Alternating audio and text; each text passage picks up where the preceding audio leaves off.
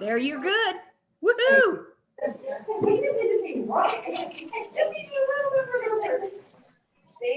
All right, I'm going away. Make sure you go to the So You're streaming live on Facebook. it says it's recording. Yes. You can Great. pause that if you hit the two double buttons. That's pause. No, you want to record here. It's recording on Facebook, but you also have to hit record. But right now. No, it is recording, Andrew. It says it's recording. It's recording on Zoom right now. Okay, good. And just remember at the end, Emily, to hit the square box to stop the recording and then let it download, so to speak. Okay.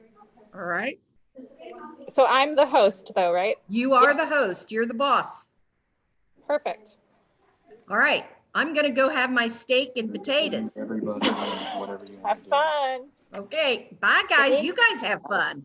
I may watch this one. I may watch this one live on Facebook. Yeah, it'll be a good one. Yeah. Good night. Thank you. Bye.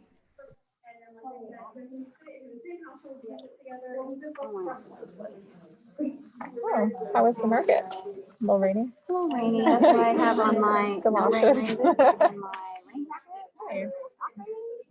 That's why I'm sweating.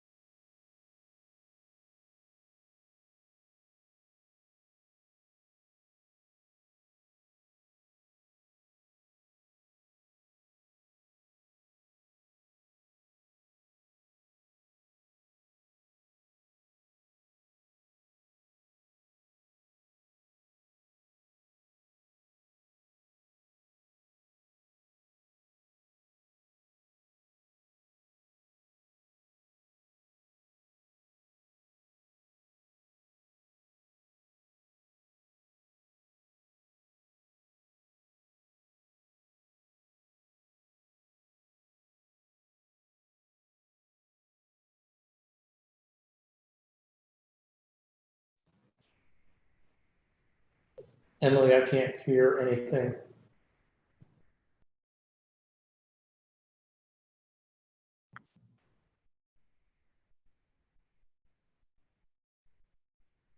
Huh? Does that make sense? Yeah. I haven't seen them yet. I just. Can you walked hear my me dog, now? so- I know. It sure is. Emily, can you hear me? Yes, I can. Can you hear me? I can indeed. Wonderful. Thank you so much. And I can hear you too, Emily. Thanks. Very good.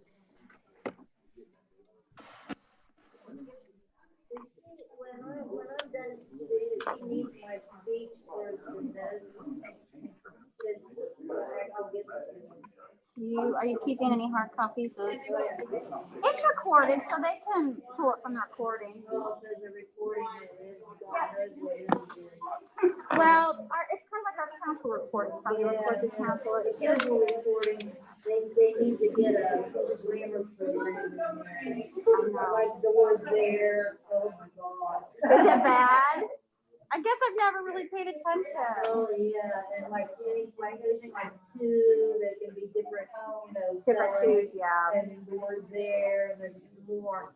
They're always. Oh no. Somebody said a grammar, and then I realized it's a recording. Oh. Transcribing. That's true. Keith, did you get your sound to work? New computer? Doesn't have it anymore. Well, you got to unmute yourself. I did get it to work. Thanks very much. Yes, good.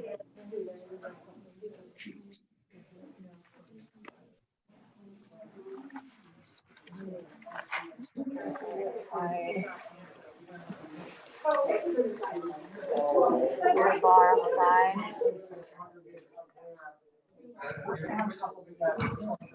Do you have anybody coming in?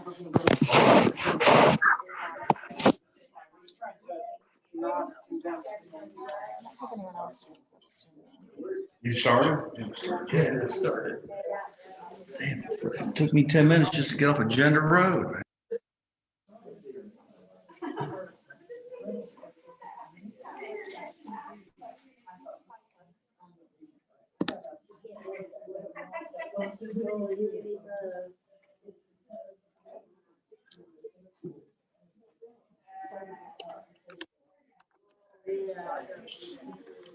What time? I kind of tell people like how to talk in this thing and go over that real quick with them. Yeah, and maybe just ask everyone, make sure if they were wanting to speak that they've signed in. Okay, has everybody that wants to speak tonight signed in? Okay, if you do go up to speak, what you'll have to do, we'll unmute the sound for you. And you'll just step up to here and just speak in that. You'll see an image of yourself, so just speak into that, and then everybody who's on Zoom call will be able to hear you. And then after each speaker, we'll kind of wipe it down, like it sounds like. I think that everything. Yeah, well, just while you're out there and then put it back this way. It is, we have it, like when you in the microphone, it's hard to hear the microphone. And just a hint to make sure everything is clear, as bad as it sounds, you almost have to get this close to make sure that it picks everything up. Well, that's going through the iPad, Joe. That won't go through the microphone. So you're just talking into the iPad through that one. Council meetings, you get the microphone. This one's up. Is the volume okay on that? Do you want to try talking? Yeah, I can test it for you. Just so that way we don't get confused. You want to unmute it? Yep.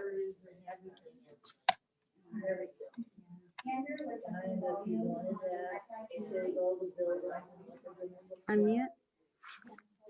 Andrew, we're testing the volume on the iPad. Can you hear me clearly? I can hear you really well. All right, perfect. Thank you. Emily, is there a special process for signing in if you're going to speak?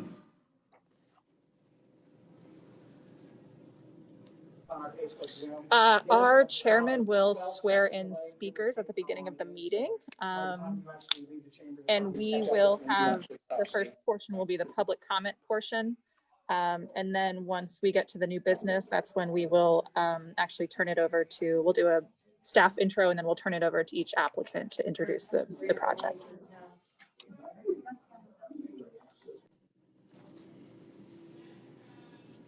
Hey, Pat, are you on?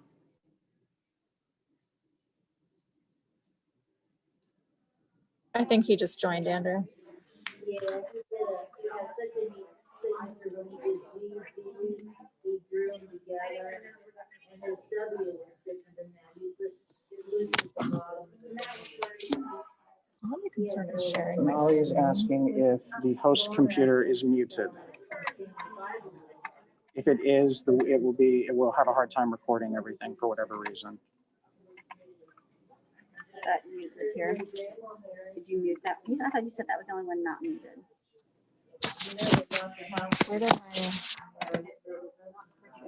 Where did I go? Oh my gosh.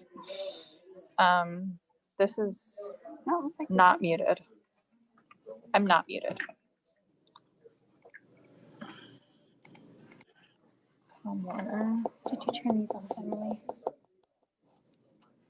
No. The only other, the best is to go dark. Dark That's and what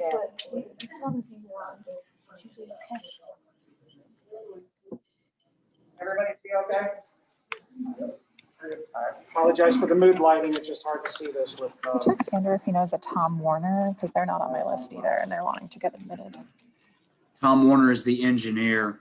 Oh. Yes. He's usually late to things, so I wouldn't be too worried. Hey, Pat, are you on? Yes, I'm here. Pat. Hey, this is mainly to Alex and Pat. Pat, we're gonna have a strict 3-minute rule for speaking tonight. Emily and staff, we've drafted sort of a go through of how we're going to run the meeting to keep order as much as possible. So just look for her. She's going to give cues on when we're going to do speaking from individuals from Zoom. That will be first in the public comment. Then she will read emails that have been sent to her into the record, and then we'll open it up to individuals that are here at City Hall that can come up to the podium where we have another tablet to speak. Everyone will be limited to 3 minutes. So as vice chairman or as chairman, if one of you could keep track of the time so we can continue to move this forward, because we do have an abundance of comments that will be made, and we just want to track and go through all of that. But that will be done in the public comment phase prior to us getting into the meat and potatoes of the two applicants. After the public comments are made, the mayor would like to make a statement before we move into application new business number 1. Okay, so I was going to tee up the sort of what's going on here so everyone knows before once we get started, I'll share that information. So we're going to do Emily, Mayor, and then get into new business. Correct. What's the order again, Andrew?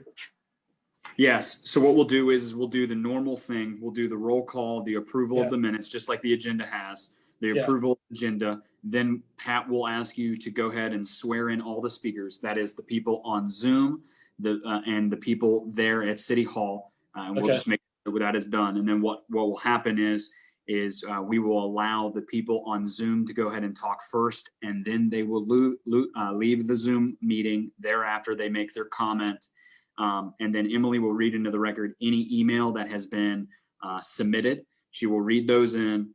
Then we will ask anybody that is here at City Hall tonight to come up to the tablet at the podium to then have their 3 minutes of time. And then the mayor would like to make a statement, and then we can go into new business. Gotcha. Okay. All right. Very good.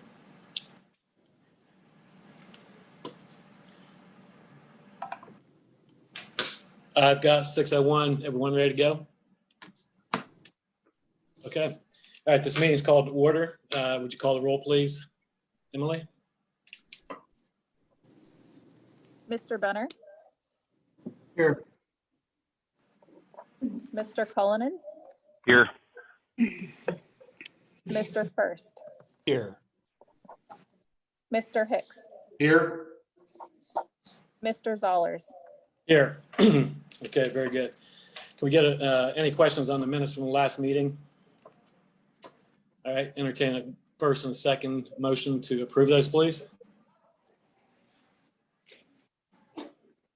As Mr. First, I move that those be approved as submitted. Second. Very good. Call the roll on that, would you please, Emily? Mr. Benner, Yes. Mr. Cullinan, Yes. Mr. First, Yes. Mr. Hicks, Yes. Mr. Zollers. Yes. Okay, very good. This meeting is via Zoom, via email, via Facebook Live. So we got a lot of potential speakers. So on the trust system, if those that are speaking, if you would please raise your right hand, and do you swear or affirm that the testimony you give in front of the commission will be truthful? If so, please answer I do. I do. Thank you very much. Okay, then let's see, then we'll go into public comment, and I believe the first order of agenda, sorry about that. So we're gonna go through some Zoom questions. Emily's gonna read some email questions, public live at City Hall. The mayor would like to have a couple of minutes to speak, and then we will get into new business. We will be monitoring the comments to 3 minutes, no more. Without being short with anyone, we will stick to that. And if we are repeating conversations, may be interrupted to move on with that, or it's already been discussed, something along those lines. Any questions, or did I get anything incorrect?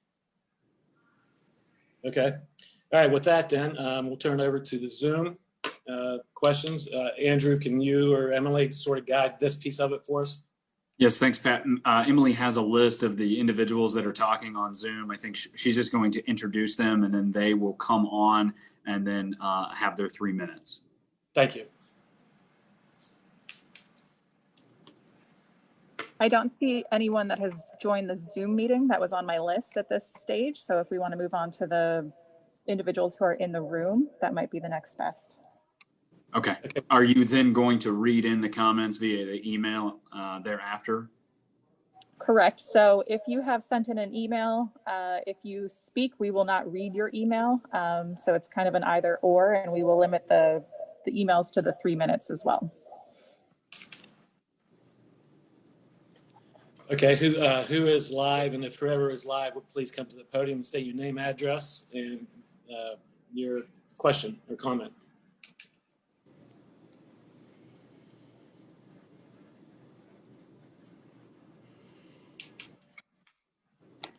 Yes, and Pat, if we could have maybe all the comments first for the first agenda item, which is the Lancaster townhomes. Okay, you want to do it that way? Okay, those that have interest in the 1170 Lancaster Avenue piece of this agenda, if you would please step forward and we'll take those first. Public live, that is.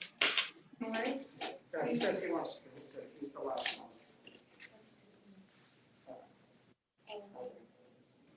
Linda?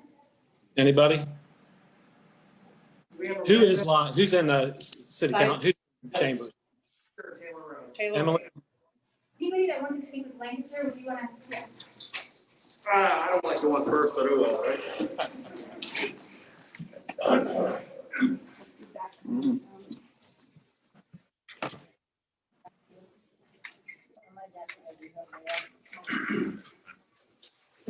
Good evening.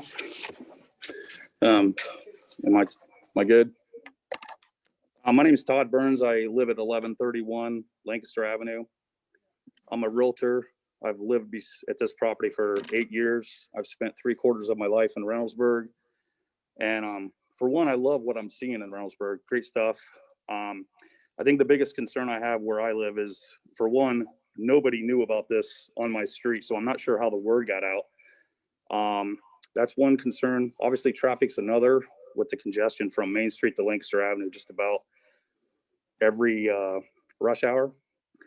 The other is the possibility of mixing rentals and ownership. I think we all are old enough to remember the continent and what worked and didn't work there with mixing them. I guess my biggest concern is me representing a buyer, for instance, or somebody investing in Reynoldsburg, why would they want to choose a $290,000 condo and then be surrounded by rental apartments? I mean, I know they're going to be higher, but my other concerns, why can't they all be, if this has to develop in Reynoldsburg here, why can't they all be purchases instead of any rentals? We have plenty of rentals already. I just think that would also build animosity within the subdivision of people that own versus people that don't. The traffic is the biggest thing. I mean, why can't we just come up with something where there's more ownership? I mean, for goodness sakes, Reynoldsburg is number 2 on Realtor.com's most requested. I mean, this was as of last week. There are 20 homes currently on the market that are active in Reynoldsburg 43068. So the demand is obviously there. I know there's demand for rentals as well. My last concern is there is a petition out there that was started today that has 239 people that have already signed us as saying they do not want this. This is all within 24 hours and it's still going. So I love the idea of maybe a dog park and a combined condominium place or whatever. And the other concern I have is even if we're going to have rentals at a high dollar amount, our kids now are not able to save the kind of money because of the college expenses and rent. Why would we have something so freaking high that they can't save money for down payment? Why couldn't we make these all owner occupant to please everybody? I mean, I think that the people at least that are here, to where maybe there's an incentive or a program for these people to acquire a down payment. Mr. Burns, you're 30 seconds, Mr. Burns. All right. So in summary, I'm just saying, really think about the traffic. I live right across it. I see it every day. Like I said, I love what I'm seeing across the board, but I just think something, and this could be a great thing. I just think mixing them is not a good thing. That's all I got. Thank you. Thank you.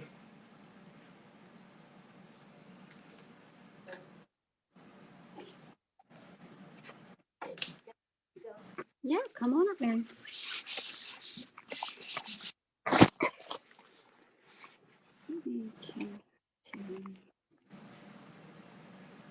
Go ahead, ma'am. Oh. Oh. Hi, I'm Mary Stutz. I live at 10, I don't know my address, 1070 Wagner Road. From the Development Department page on the city website, under your mission or whatever, your description, we work to energize and maintain a thriving community where all citizens prosper and realize their potential by committing to the following. The first item is guiding the changes and development that will enhance our community. Do you really think that building 3-story apartments surrounded by 1-story homes enhances the community? And with the exception of one parcel in between, this development has practically borders on one of the most historic neighborhoods in Reynoldsburg. Highland Terrace was developed initially 113 years ago. I have a dated map with me of the development when it was platted, in case you need that. My grandfather built a 2-story house at the corner of Bryden and Jackson 93 years ago, next door to Ralph Connell. That was for $8,200. Got a picture of that paperwork too, if you need it. And 91 years ago, my mother was born in that house. There are no 3-story homes anywhere in the area. If you want to build to enhance our community with the surrounding homeowners in mind, then stick to 2-story buildings as the highest level. Put all townhouses in there, attached single family, owner occupied preferably. Had the surrounding neighbors known about the plans for this parcel during the zoning process, they would have filled these chambers, but they didn't fill the chambers because they knew nothing about it. None of us did. Nobody was notified about the zoning changes because of the loophole found in our city code. The development department zoned that land to please the developers without disclosing the plans publicly. And council passed it. I don't believe they knew about the plans either. This was a sneaky move that builds distrust between the citizens of this town and their city government. At this point, all we can do is fight for the design. Don't build higher than 2 stories. Keep the neighborhood consistent. Earn some of that trust back from the people you represent while you're enhancing our community, especially when it borders so close to an historic neighborhood. Thank you. Thank you, Mrs. Sturts. Dude.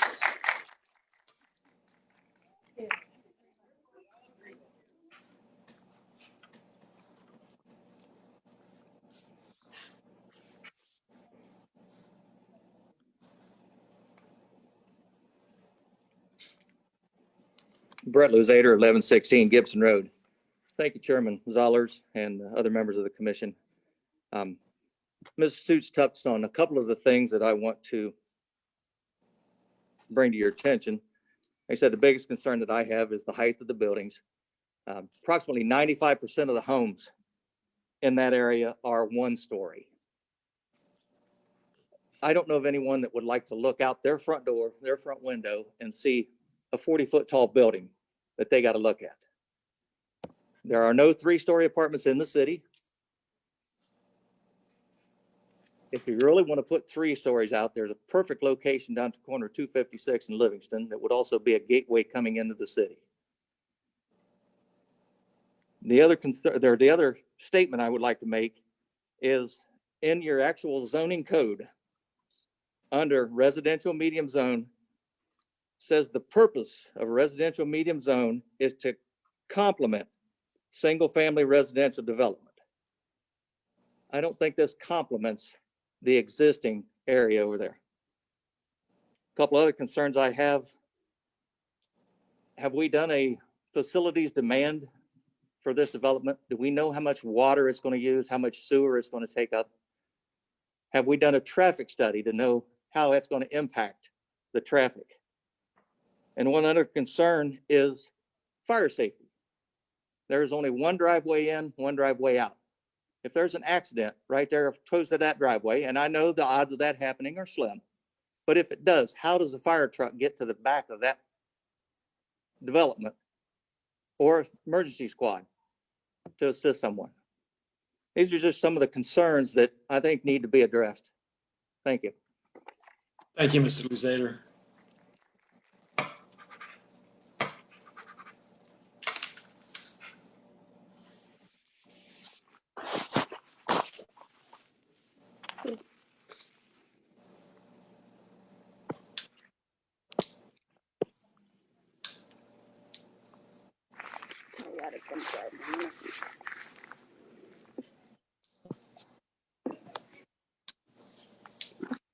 Can I not?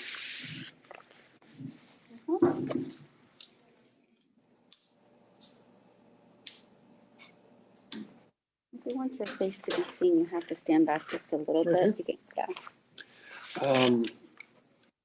yeah. My name's Jim Norris. I live at 1139 Gibson Road, and this complex literally sits 8 feet off my property. The only reason I found out that this was going to be a thing was because the property directly behind mine was contacted several months in the past and was told that their property was going to be neighbors with them. That's how we got this word out. We put city council in charge to make sure that our homes, which I've been living there for 23 years, I raised 2 children in that neighborhood. The reason we chose it is it was quiet, it was a safe place for them to live, and that's why we came to Reynoldsburg.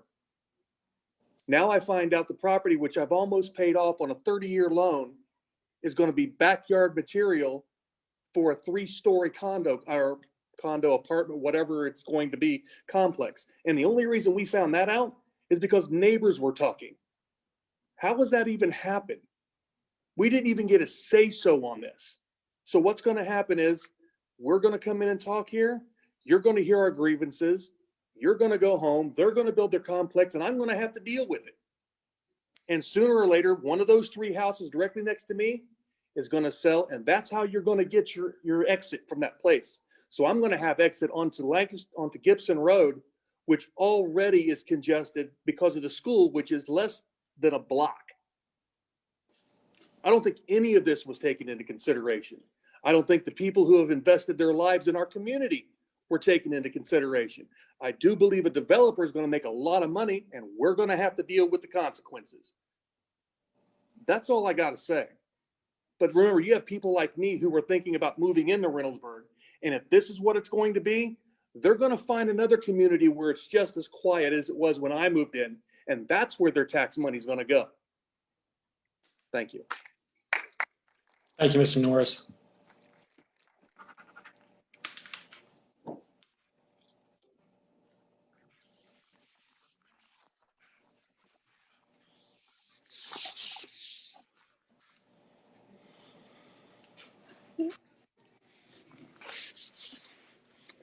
You'll be able to see yourself in this.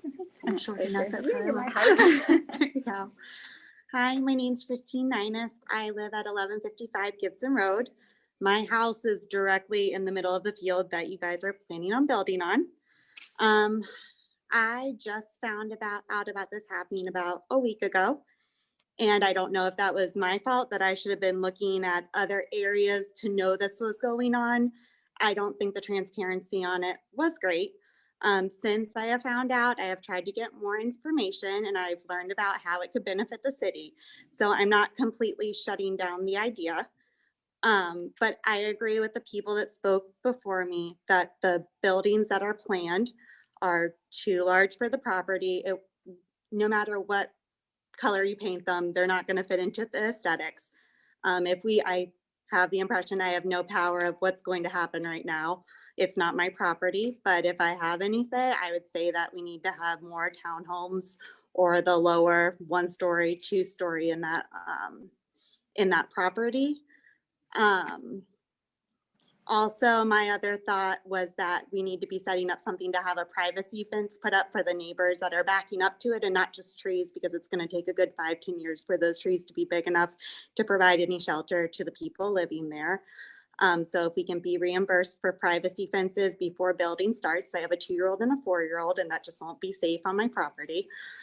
And the other part of that was I was concerned about the schools and making sure the schools are going to get funding to be able to handle the incoming students and also the traffic, because we have kids walking to school and there's already people speeding in that neighborhood, and we're going to kick up the level of people flying through at school times, and I want it to be safe for our kids. I'm okay if it benefits the community. I'm okay if it fits in with aesthetics, but we need to be thinking about everyone that's involved, because my family right now, we're on the line of, do we move out of Reynoldsburg or do we stay in Reynoldsburg? We're a young family. I have been very impressed with what has happened in Reynoldsburg since Mayor Begany has taken over. I've been very happy with it. And I just want to keep that going. So I think we need to look at the long term of the town and not a private company benefiting. Thank you. Thank you, Ms. Ninus.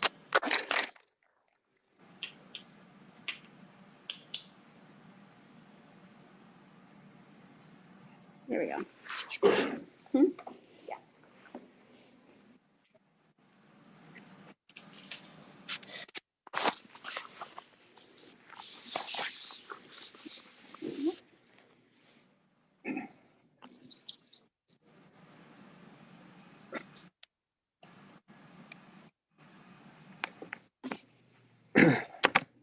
Good evening.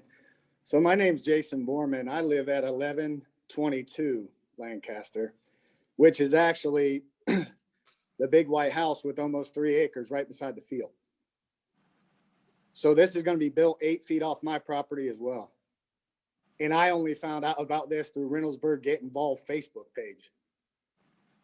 I served 22 years in the Army, and I brought my family to Reynoldsburg. And I bought that property because it was quiet and safe. I have 2 children, a 7-week-old son and a 5-year-old daughter. I'm told that there's going to be natural vegetation that divides that 8 feet between me and this monstrosity. So I'm going to look out every window on the side of my house, and I'm going to look into the back of a building. I've had multiple calls, folks trying to buy my property. Okay, so I'm sure it had something to do with this. I should have put 2 and 2 together a long time ago, but I didn't. They're still calling me. Matter of fact, they want to talk tomorrow. I'm actually going to hold out and just be a thorn. But the fact that now we're talking about we can't do a privacy fence in that 8 foot is at least what I was told so far. I'm not saying that's the final say, but that would make me feel a whole lot better as well. to have a big privacy fence between me and this, because they're not all owner occupied. You know, there's what, I think 56 apartments and 32 townhomes. Think about the people. Think about some of us that came back here to call Reynoldsburg home and pay our taxes and just want a safe town to raise our kids. I'm not saying a bunch of criminals are going to move into these apartments. I don't want that to be taken as what I'm saying, but I just think this doesn't fit. It doesn't fit at all. A lot of people have said it, so I'm not going to keep going on that, but I appreciate you hearing me out, and please think about some of the safety issues, okay? Thanks, Mr. Board.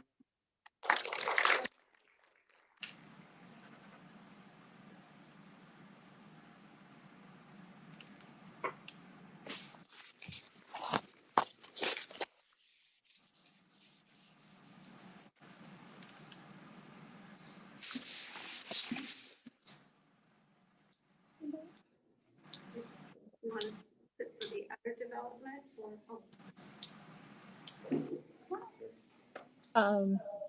Oh, are you for the Lancaster as well? Yeah, you were gonna read my email, but I'd like to speak.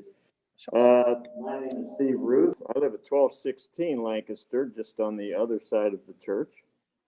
I've lived there 37 years. I grew up in Reynoldsburg my whole life, so I've seen many changes in our beautiful little quiet town. About 25 years ago, the Dispatch did a wonderful little article on their very own Mayberry, and we were painted as a very picturesque back porch community that was involved with each other. I certainly have seen that change somewhat over the last 25 years, but my primary concern is with the rainfall runoff, I guess you'd call it. We just in the past year, we've had 2 incidences where we've had heavy rainfall, and it's not just Blacklick Creek backing up, but the runoff through the existing church parking lot, which has impacted several of my neighbors. There's been road flooding and basement flooding. I don't know that that's doesn't seem to be one of the issues most people are talking about. Certainly traffic, and having lived there, going back to when they widened Lancaster about 25 years ago, we were told certain things then from city council, and we had a nice meeting where everybody came and was told how it would impact them. And not everything they said was true. They took quite a bit of my front yard out, and I was not advised. I was told that it wasn't going to be the case, and I came home from work, and lo and behold, a whole row of hedges in my front yard had been removed. So I'm not in favor of this project or any project that increases traffic and other issues. Many people have talked about the style of the apartments that are going in. I certainly am in agreement about the 3-story proposal. That should not be, that would not look at all right. 30 seconds, Mr. Ruth. All right, thank you. I have concerns, again, like the other people. I was not made aware of this until just a few days ago, when Mr. Lazader has spearheaded, and thankfully so, has spearheaded to let people know what I think maybe City Hall should have been letting us know a few months ago. I have talked to Reverend Linder. He assures me that if we are not, and if there's a lot of people that don't want this, that he will seriously consider not selling the property. So thank you very much. Thank you.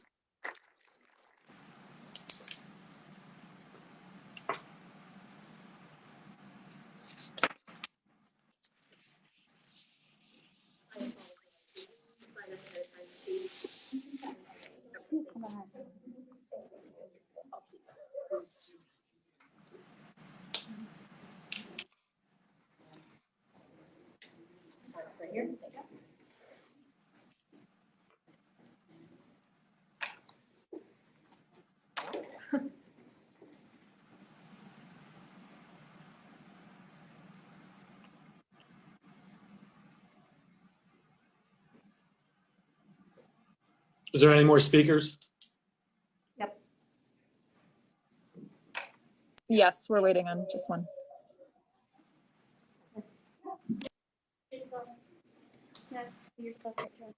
Okay. They can see you and you can take your mask off. Great, thank you. Hi, my name is Lauren Nader. I don't live in the area of Lancaster Avenue. I live over on Palmer. I feel for the residents over there that feel like this is being put upon them, this 3-story apartment homes and the high density in the middle. If apartment homes are going to be put there, it seems like they should be 1 floor, and it seems like there should be a lot less people moving in. My problem with some of the development in Reynoldsburg goes back to the development behind me, which is the villages at Slate Run or Slate Ridge. They are the condos behind us on Palmer Road. They started to be built in 2006. They worked on them a few years, stopped construction until 2016. So in 2016, they picked up again and finished. In that 10-year period, they left trash, unfinished things. There was drywall, not drywall, excuse me, that would decompose over time. This was insulation lying around, light poles that had the wires coming out of the top. Nobody did anything about it. I called the city repeatedly. They said, well, they're going to come back and fix it. They're going to do it. They're still going to keep building. 10 years later. I just hope that whatever developments go on in this city are watched a lot more carefully than that one was. That's ridiculous that we have trash lying around. These people were paying $229,000 14 years ago for condos behind me, looking out on all this stuff. And me out of my backyard looking at all this. Where is the city's oversight in this? Whether it be construction, whether it be what they did to Palmer Road, we still have things that were covered up, manholes, and not manholes, but the drainage tiles and things, the drainage holes. It seems like all this stuff is started and there are these things, this punch list that needs to be done, and it's not done. So when I hear about more things going in, especially things that aren't in favor by the neighbors in that area who will be directly impacted, I get very angry because I can't help but think that everything's being done about half. Or, there's never that finishing touch. There's never going back and saying, okay, you builder, you made all this money off of doing this. Now come finish it. Come clean this up. Come be good neighbors, good stewards of what you have started. But please pay attention to the people of Lancaster Avenue and the neighbors along there. Thank you. Thank you, Ms. Nader.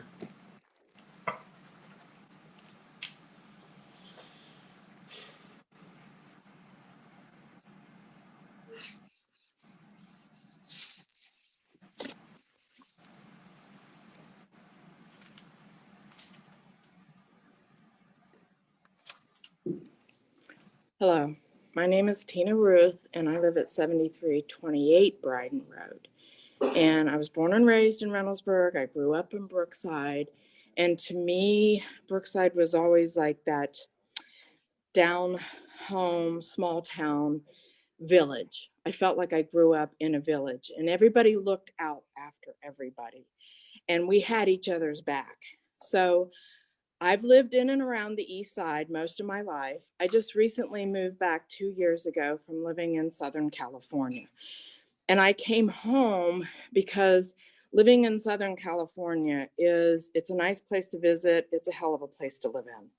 So the reason my significant other and I purchased the house we did on Bryden Road is because I felt like I could have that small town, hometown feeling. I felt secure, I felt safe, and I just loved the ambiance and the quaintness of it. And like everybody else that has spoke tonight, nobody knew about this. So I come before you guys tonight thinking, what have I moved into? Have I moved into a city that doesn't care about the people who live in it, the people who own property, the people who pay taxes?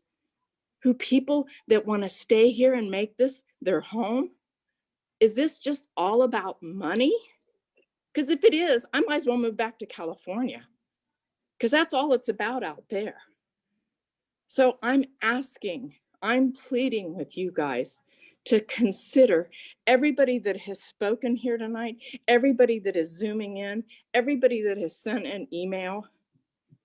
Make us feel like we matter, because right now it doesn't seem like we matter. Thank you.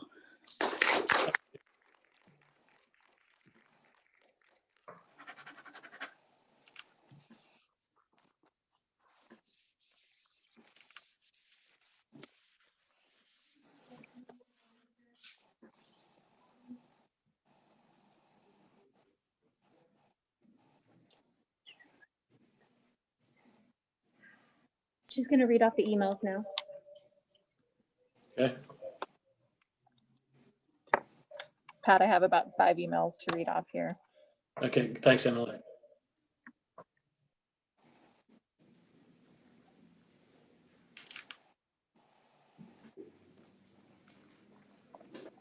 All right, first email is from Mr. and Mrs.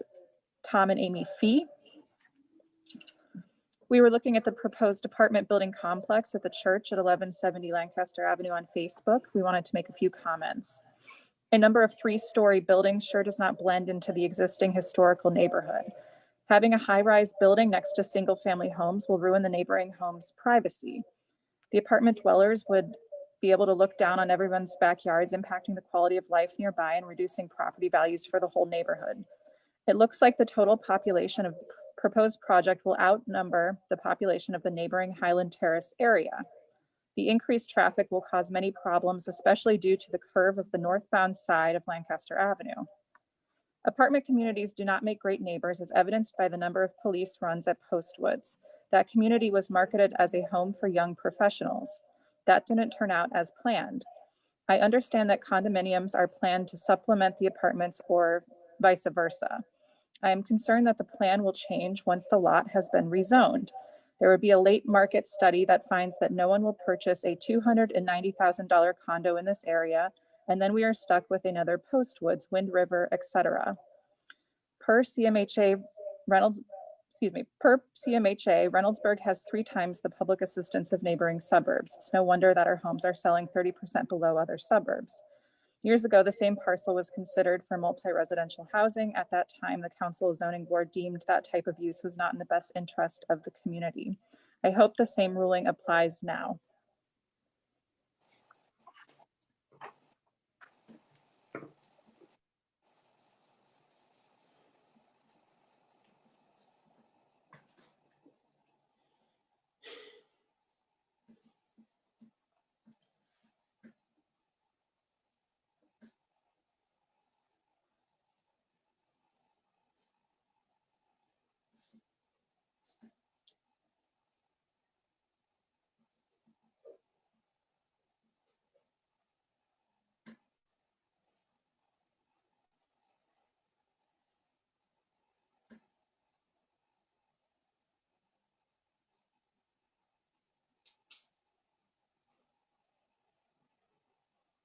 Okay, sorry, we're having some sound issues in here. Okay, second email is from Mr. George Ono at 7328 East Brighton Road. Topic of comment is case number 2020-5357, the proposed project on Lancaster Avenue. From 1959, I was raised in the Brookside residential neighborhood, which borders this property, and graduated from Reynoldsburg High School in 1977. I purchased the property on East Brighton based on its location of where I grew up and the fact this general area was shown on the official zoning map of the city of Reynoldsburg as the ORD Old Reynoldsburg Neighborhood District, which is adjacent to the now proposed project. These are my comments, concerns, and questions. For the record, I have major concerns with the amount of additional traffic congestion flow, including the ingress and egress on Lancaster Avenue that will be caused by this proposed project. Has a traffic study been performed? And if so, is the study available to the residents for review? For the record, I have major concerns about the current and future property values of our neighborhood that could be caused by this proposed project. What is the proposed pricing structure for the purchasing or renting of these units? Is it considered a high, medium, or low income price range to qualify? For the record, I am concerned about the additional noise levels that will be caused by the completion of this project. Has there been problems within the city and a rise or decline in noise complaints and police dispatch after similar medium density residential development projects have been completed of this size? For the record, section 1109.09 states all requests for a decision or approval under this code begins with the property owner or agent thereof filing an application with the planning and zoning administrator on form provided from time to time. It should be noted that on the Planning Commission application, property owner of record is stated as Michael Oliver. The parcel ID number and property address recorded by the Franklin County Auditor states the property owner of record as Grace Apostolic, the refugee of Reynoldsburg. Has the Planning Commission confirmed who the rightful owner of the property is, or is this the common practice to submit an application to see if a proposed project can be approved prior to entering into a sales purchase agreement with the real property owner and having the applicant's signature certifying that they are the owner of the property? For the record, I have concerns with the proposed project, removing 8 of the existing fully grown trees in excess of 60 years of age, which contributes to all of purposes and intent under these common zoning regulations as defined under section 1105.07. This goes on to quote that section. 15 seconds. For the record, will the 8 new replacement trees proposed or tree credits fulfill the true purpose and intent of the common regulation in the opinion of city officials? Lastly, the reserved parking lot, the zoning requirement is for 72 parking spaces and only 68 are shown, have fewer spaces than is required by table 1105.01 been reviewed or approved per this regulation. That has been 3 minutes on that.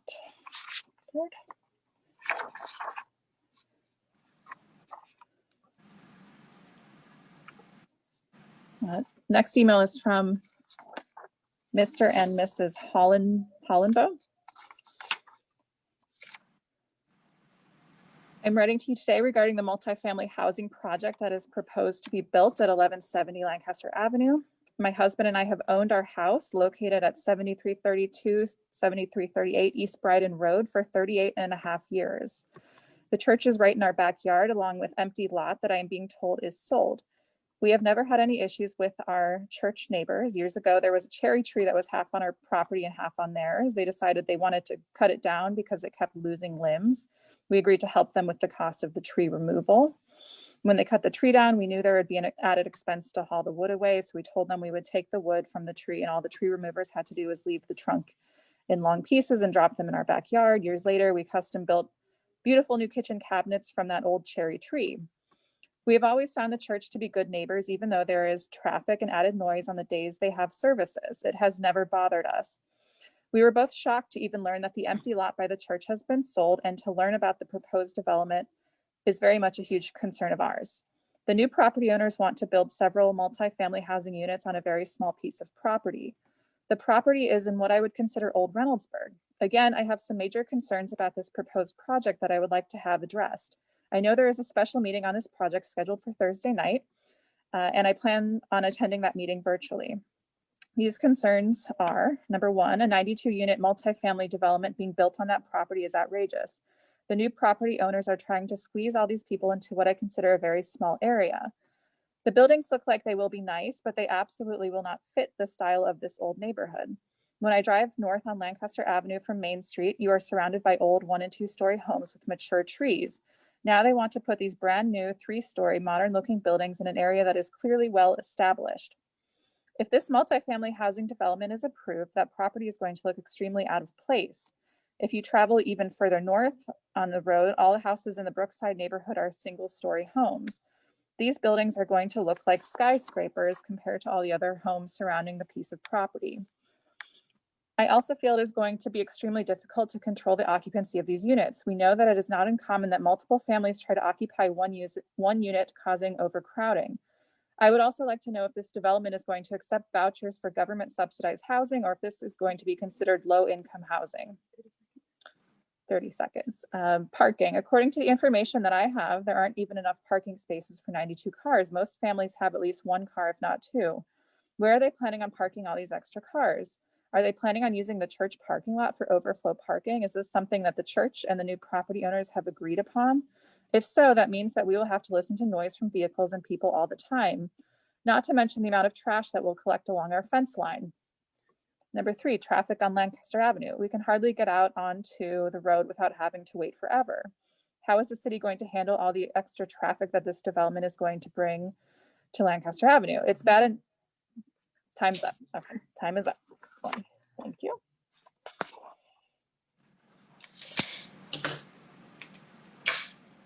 The next email is from Danielle Sigmund at 7372 East Bryden Road. I would like to formally request, Zoom meeting access. Since Pastor Linder is the owner of, that's asking about who's on the board, sorry. I, as a resident of Highland Terrace, am not opposed to development of the parcel as long as it blends more seamlessly with the surrounding homes, pointing out that the surrounding homes are ranches and story and a half Cape Cod style houses. If the land is developed, what will be done to prevent Blacklick Creek and French Run Creek from flooding? Due to the neighboring developments, these creeks flood regularly, mentioning this past March when several homes in Highland Terrace and on Lancaster Avenue had substantial amount of water in their homes. And our final email is from Mike Smith. I would like to offer my opinion on the proposed development of a multi-unit apartment complex near Bryden Road. I fully support this development and look forward to its development. I am a homeowner in Saffron Hill area, which is near this development. I do agree with the traffic concerns on Lancaster and would like to see a proposal for remediation of the potential upcoming problem with traffic in that area. However, I believe, based on the rendering, that this development will give the area a more modern facelift that it needs. Too many people confuse the difference between old and historic. This particular area is aging and needs more modernization projects. Our roads are also falling apart in this area, which is evident on Hill Ridge Road. I am hoping that the new units will bring in additional taxable income that will help in providing funds for basic infrastructure repairs and community revitalization. I hear a lot of people complaining about almost every project that Reynoldsburg announces. Most of these complaints I have read are focused on 2 main themes. The first being that all change is bad. That's human nature to hate change, but we must make progress. The second theme is maintaining the status quo and hindering expansion and revitalization in the area because it will bring more diversification and cultural change. If we want Dublin and New Albany schools and property values, we must change and revitalize our city. We need the taxes, modernization, and beautification that these projects will bring. Thank you.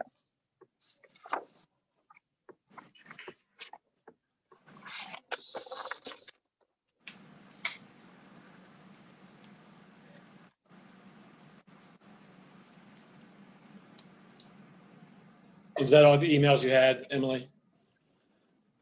Yes, that was all for the first agenda item. Okay. If I'm following what we're supposed to be doing next, we'd like, the mayor wants some time, is that correct? I think we just wanted to let whoever wanted to speak about the second application to go ahead and speak as well. We'll start with that via Zoom, then we'll move to the individuals there in council chambers, and then we'll move to any letters that were proposed, and then we'll move on from there. Okay.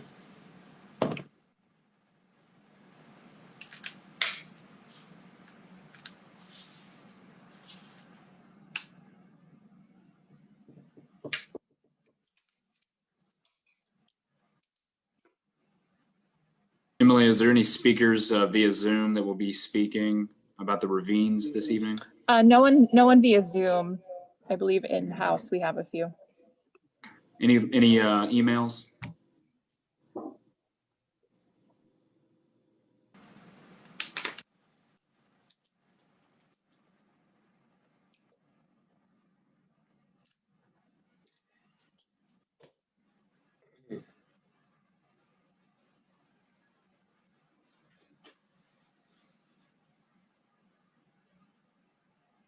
Are speakers coming forward?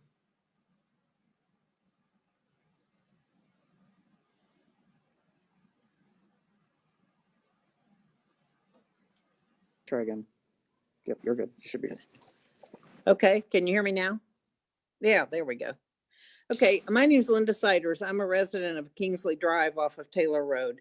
And I'm here tonight as part of the Taylor Woods Housing Development. I am one of the residents, Kingsley Drive, and I'm concerned for Kingsley, Taylor Woods Place, Comoros Court. There are many streets out through there that it looks like from the plot that I've seen are going to be impacted by this apartments. I think there's like 128 apartments going in there. So I've spoken to several of my neighbors about this new apartment development going in behind our homes. Our extremely private backyards are now going to be destroyed by two-story apartments. The lots that we have all chosen to build on because of the private backyards were chosen up to 27 years ago. In November, it'll be 27 years for us. We now will be looking at the backs of these buildings instead of the trees and the fields that we have enjoyed for the last 27 years. And we find that totally unacceptable. The fact that I'm just finding out about it's also unacceptable. We should have been asked, the homeowner should have been given some kind of information about this. We request that if these buildings are to be built, that we at least get a wall or a fence in addition to trees, mounds, planting, something that high enough that will assist in blocking our view of the backs of these buildings and the people in those buildings from looking directly into our homes and our backyards. We hope that with the addition of this to the plans, our property values also will not be dramatically impacted, because I fear that that will be the case to build apartments in the middle of a housing community. Another worry is the possible issue we may have when all of the land is disturbed. We already have drainage issues in all of our backyards, and we've had to deal with that. And so it really concerns us that this is going to make even more trouble for that. I also would like to know, has an environmental impact study been done concerning the wildlife? We have deer families, killdeer nesting areas. Further back in the woods, we have a bat population. Of course, there are any numbers of squirrels, raccoons, all the things you see out in the woods, because right now that's what we have are woods. I'm just here tonight just asking that everything is taken into account before these places are built. And then we have no recourse but to live with them and lose the property values and lose our privacy in our backyards. Thank you. And I just hope that all these points will be considered. Thank you.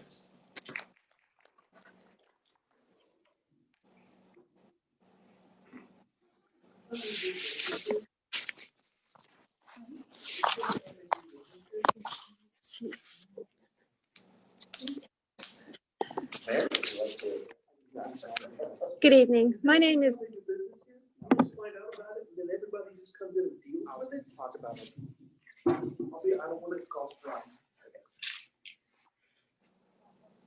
Good evening. My name is Kathy Rock, and I live at 8654 Kingsley Drive. I am, as with Linda, one of the many residents of the existing neighborhood, which will be impacted by this new development of the apartments, Rabines at Taylor. One thing that must be remembered is that the development is not creating a new development such as Centex or MI might do, but rather is coming into an already existing neighborhood, an existing community. As such, the residents of the existing area must be considered and respected, not only as homeowners, but also as taxpayers and citizens of Reynoldsburg. It must be ensured that the development of this complex at least retains existing property values, if doesn't add to them. If property values are decreased, then it is loss for all involved, the homeowners through property value and the city area through decreased tax revenue. The long-term effect must be considered even more than the short-term gain. It behooves the developer, and most certainly is the responsibility of the city, to partner with the existing homeowners rather than entrench on the community without regard for those already living there. One thing I am concerned with is the trash compactor location, which is near our homes. It could invite infestation of rodents and bugs. It would be more respectful of the existing property owners to move it on the ravine side away from the existing homes. During the development, there must be a seamless and easy process for existing homeowners to file complaints and to resolve any issues, especially those which may be due to damage to existing properties by the construction. Again, the city has a responsibility to the existing property owners and should not drop and run once groundbreaking begins. This must be a three-party partnership. the developer, the city, and the existing homeowners. Development could easily cause shifting of ground formations, which could cause damage to our homes. As already been said, there's a lot of underground spring water in our area. It must be ensured development does not cause drainage and soil issues, especially with the uprooting of thousands of trees, and does not push that type of water into our yards or underground towards us that could therefore cause more damage and issue to existing properties. I would also request a wall be put up before groundbreaking so that the residents most nearly affected are not having to deal with excessive dust and dirt and noise, which would affect our lives and the environment in which we live. We have already had workers and surveyors encroach on our properties without warning or permission. I would request that the existing owners be given hard copies, not only of the plans, but of timelines and the project timeline and any changes therein. This isn't a wide open development, but one which is narrow.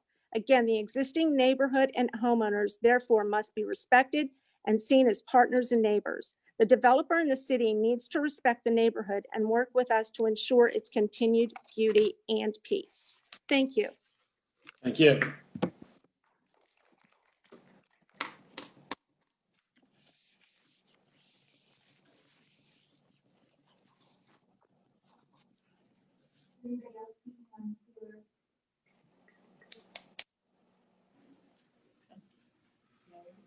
Nobody knows. That's the whole thing. Nobody knows.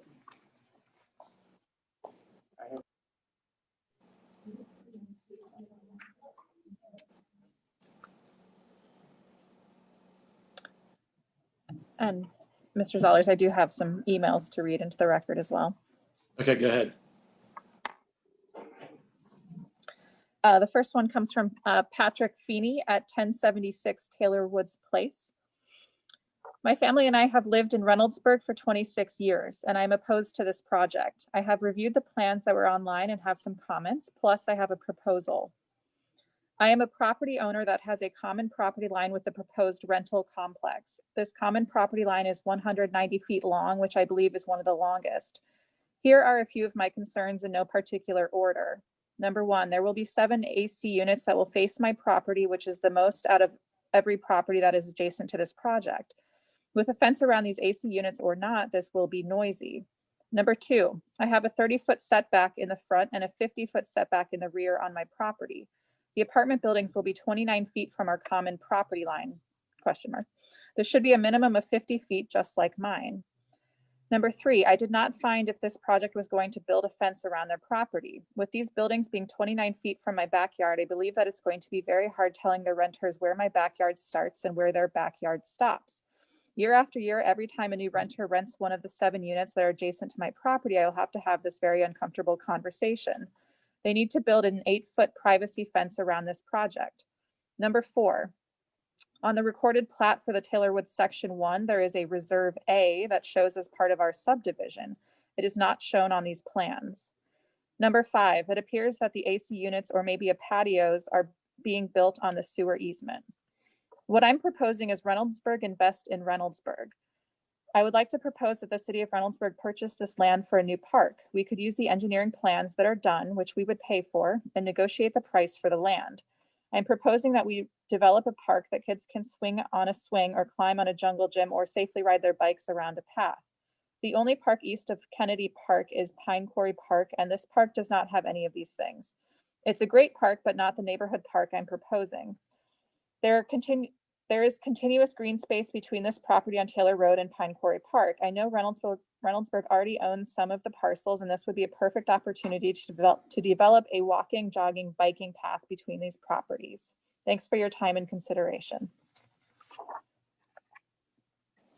The next email is from Vince Miller at 8751 Linnick Drive. I would like to comment on the zoning proposal. Why does the city keep building more multi-use apartments, instead of single-family homes? I'm sure there are developers out there who would build single-family homes on this site. There is currently another site building apartments on Taylor Road just down the street from this location. This proposal is very close to Taylor Road Elementary, and the additional traffic from this many units creates a safety risk for students. This will also negatively affect property values in the Taylor Woods subdivision. I am against this proposal.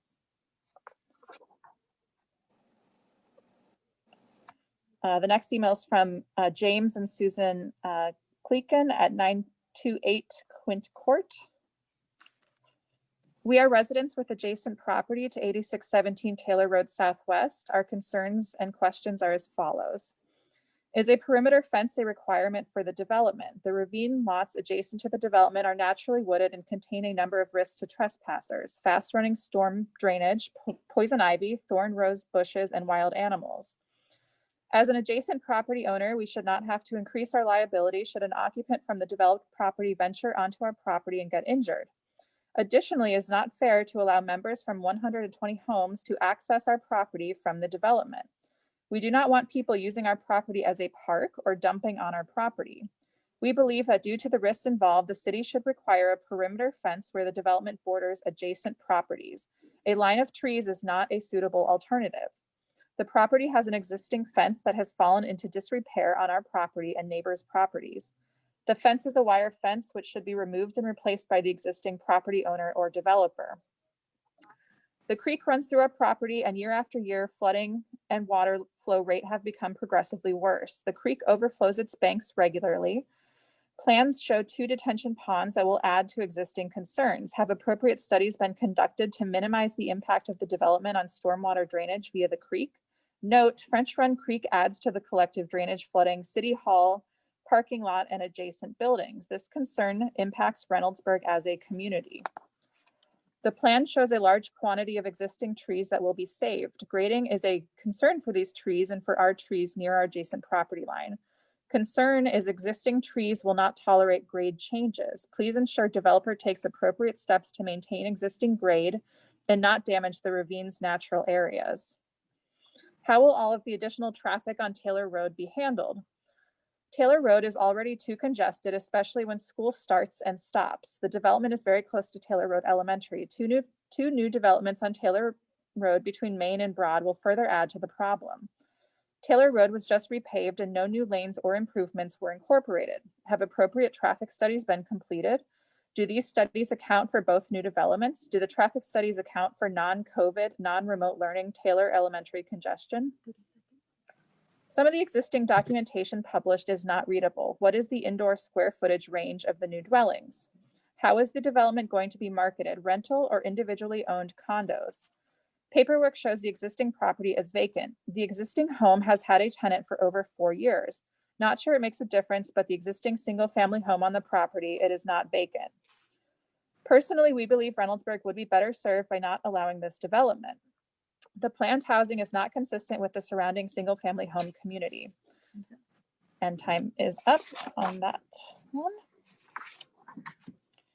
I have one final email. This is from Jeff Cox at 932 Quaint Court. As an adjacent property owner of the above stated property, I have 2 primary concerns regarding the intended plans for the upcoming future development of the ravines at Taylor. First, my property has a creek which takes runoff water from Taylor Woods. If you look at the attached photos, you'll see that my property gets flooded whenever we have an inch or 2 of rainfall. This used to occur about once every 2 or 3 years.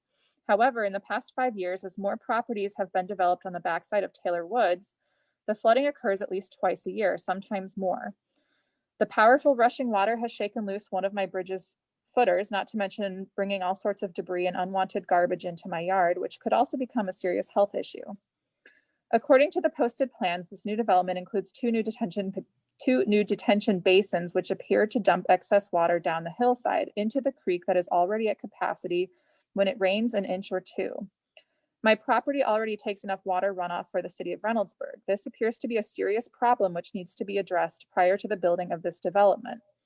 I would appreciate someone explaining how this additional water being added to an already overused creek can be avoided. Second, currently there are 2 families who live on the property at 8617 Taylor Road Southwest. The plans for the ravines at Taylor will change the property to approximately 79 townhome units. This will bring more people, pets, and debris to the backside of all adjoining properties. Even though the backside of my property is woods, I really don't want the additional traffic or clutter on my property. No homeowner would. Posting no trespassing or private property signs will not stop these unwanted guests. Therefore, I would like the developer to build a 6 to 8 foot privacy fence on the perimeter of the new development, especially for the wooded properties extending from Taylor Road east towards the back of the new development that will be called the Ravines at Taylor. I realize that the wheels of progress are already in motion for this project. However, my concerns are real and that they will have a huge impact on the existing homeowners in the immediate area. I would like to think that we deserve a little consideration in this matter. The time to address these two issues is before you permit the developer to start the project. Emily, were there pictures included in that email in regards to the flooding? Wasn't sure if that was part of what you printed out. I'm sorry, Mr. Hicks, can you say that one more time? In the email, it mentioned pictures in regards to flooding. Were those attached to the email, or were they? They were attachments to the email. I can try to pull those up if you just give me a few moments here. Where are you going with this question for the sake of time, Mr. Hicks? I just was hoping to understand where this property was that's having flooding problems, and if we could see, you know, where the pictures of flooding up near the house, like neighborhoods like Huber, there's a lot of areas that have some flooding issues going on. So I was just curious, and I was hoping it was already printed off and just attached to the email that she had. Additionally, Mr. Hicks, we'll get into that in a little bit. Emily had forwarded off that email to us and the city engineer and myself, and I'll talk about that when we get into the application, when we really start getting. Yeah, and I'm sure it'll be addressed. I just want to make sure those pictures are part of the record, and it'd be nice. Of course. Yeah. Okay, do we have, we went through live, we went through email. Let's see. Is Mayor next? Anybody else on Zoom?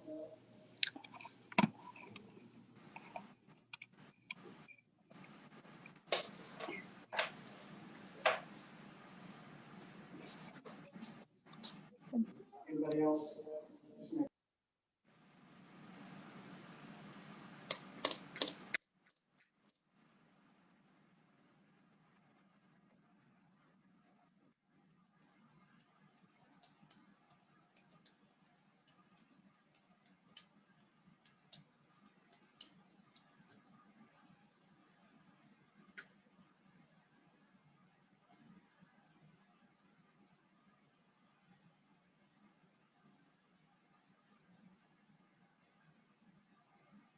Reason. Oh, there we go. Sorry, everyone. That was a question here. All right, I'll move around. Members of the Planning Commission, good evening. This is Joe Begany, 8840 Kingsley Drive.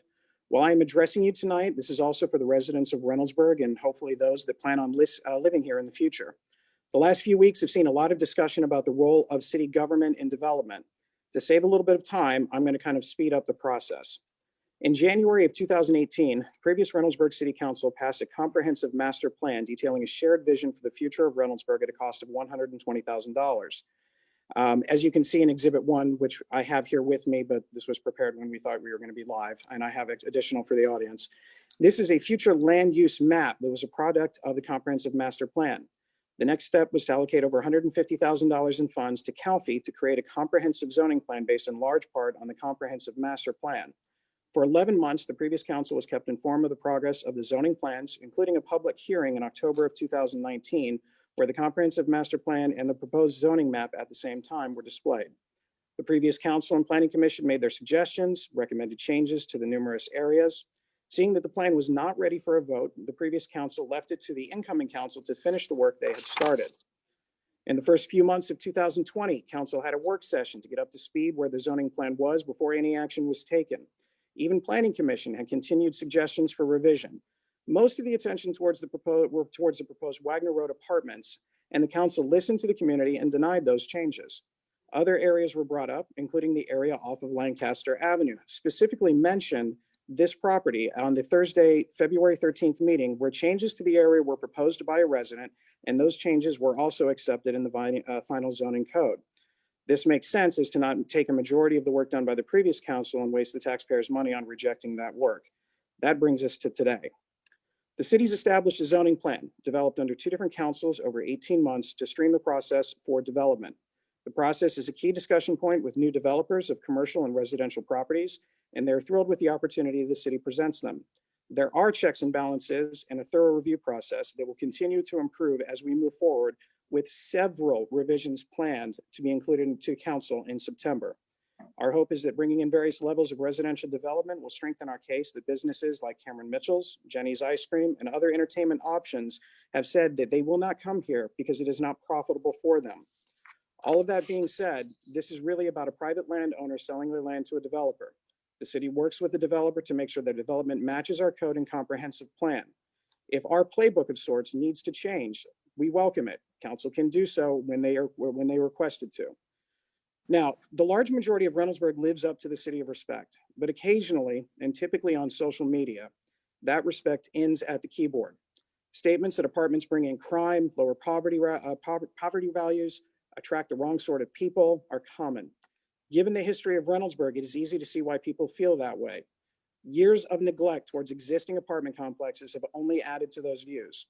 Every day, our code enforcers are out holding apartment complexes accountable for their properties.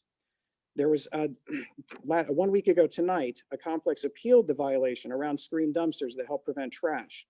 Their defense of why they had not followed the code had 2 points. One, city codes had not been enforced, so it was unreasonable to expect compliance now. And the second was using the Fair Housing Act, saying code improvements would increase rent on the mostly low-income tenants they served at this location. While I found their defense laughable and insulting, we did come to an agreement to the dispute. We held them accountable. This is not the last time. We will bring those who don't feel the rules apply to them. We will hold them all accountable. This is a controversial topic. I live right next to one of the properties being proposed. The reality is the situation, these are things that had been brought out before, and we will continue to do a better job of bringing this to the residents in Reynoldsburg when potential developments do appear. I look forward to the recommendations of the Planning Commission, as you are the ones that have the power in this position. I will take questions after the meeting is over from residents if they choose to, or they're obviously welcome to come and comment with me at any time, through email or in person. Thank you. Thank you, Mayor. Okay, I believe that wraps up all the public comment. Correct me if I'm wrong. The question of him, is that possible now? Who's asking that question and who's it directed to? It's directed to the mayor. I just wanted to confirm something you said. Yes. So that you had mentioned that, the business that's coming in, Cameron Mitchell, et cetera, and bringing business. So bringing that finance into the city of Reynoldsburg, is that considered more important than the lives and property and desires of the people of Reynoldsburg themselves? No, it is not. It's just a statement of fact.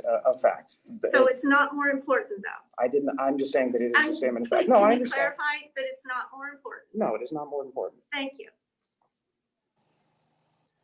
Okay, thank you. All right, let's go into new business. What do we want to do? We want to have the applicants discuss first, and we're talking about Let's just go to item number C first, the unfinished business. We'll move on from there, and then we'll go right into the D, new business. We'll allow Emily to read off application for the number 1, and then we'll have whoever is representing that application come up and speak, and then we'll do a Q&A with Planning Commission and the applicant, and then we'll move on from there. Thank you. Okay, let's do it that way.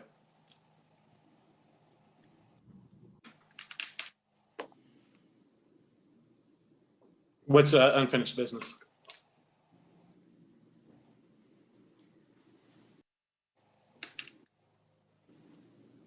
I do not believe that we have any unfinished business. I just meant if Planning Commission did, if they would like to bring anything up. I have a blank screen. I don't know if anyone else does. Emily's pulling up some applications, so we can move right into new business. Pat, when you're ready. Okay, Emily, let's get everyone back on Zoom or whatever we need to do to make that happen. And then if you could have whoever's representing the Oliver project start, then we'll go in, then that would be great. Good evening. My name is Laurie Gunzelman with Gunzelman Architecture Interiors. I'll be representing the Oliver project and presenting it to you this evening. First off, I want to thank the City of Reynoldsburg, its residents, and the members of the Reynoldsburg Planning Commission for the opportunity to present this project this evening. It's been a long time in the planning process, and we are really excited about it. I'll wait for the screen to pop up with some of the imagery.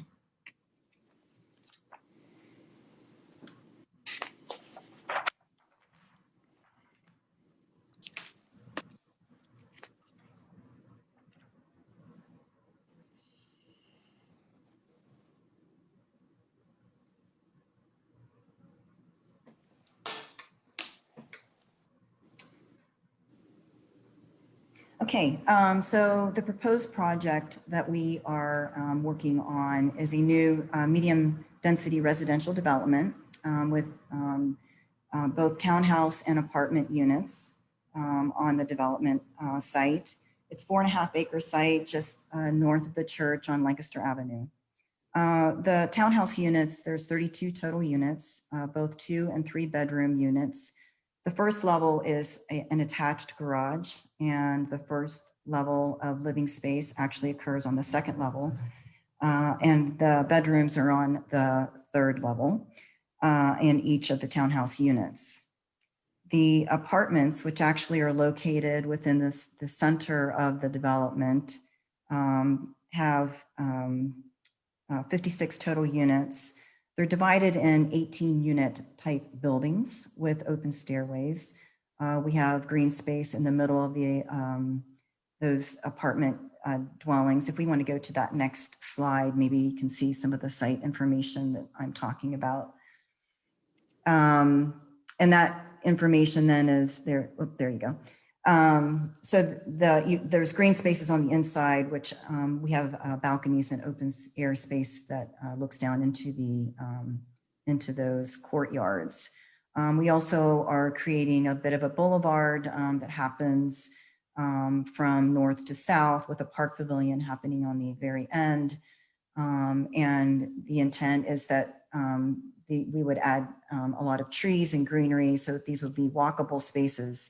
A lot of developments that happen don't have areas to walk. This is meant to have sidewalks and be enjoyed by not only the community that we are developing, but by neighboring communities as well. It's not meant to be insular. We're meaning to really create a vision for people to be able to walk through and feel comfortable walking by someone's home.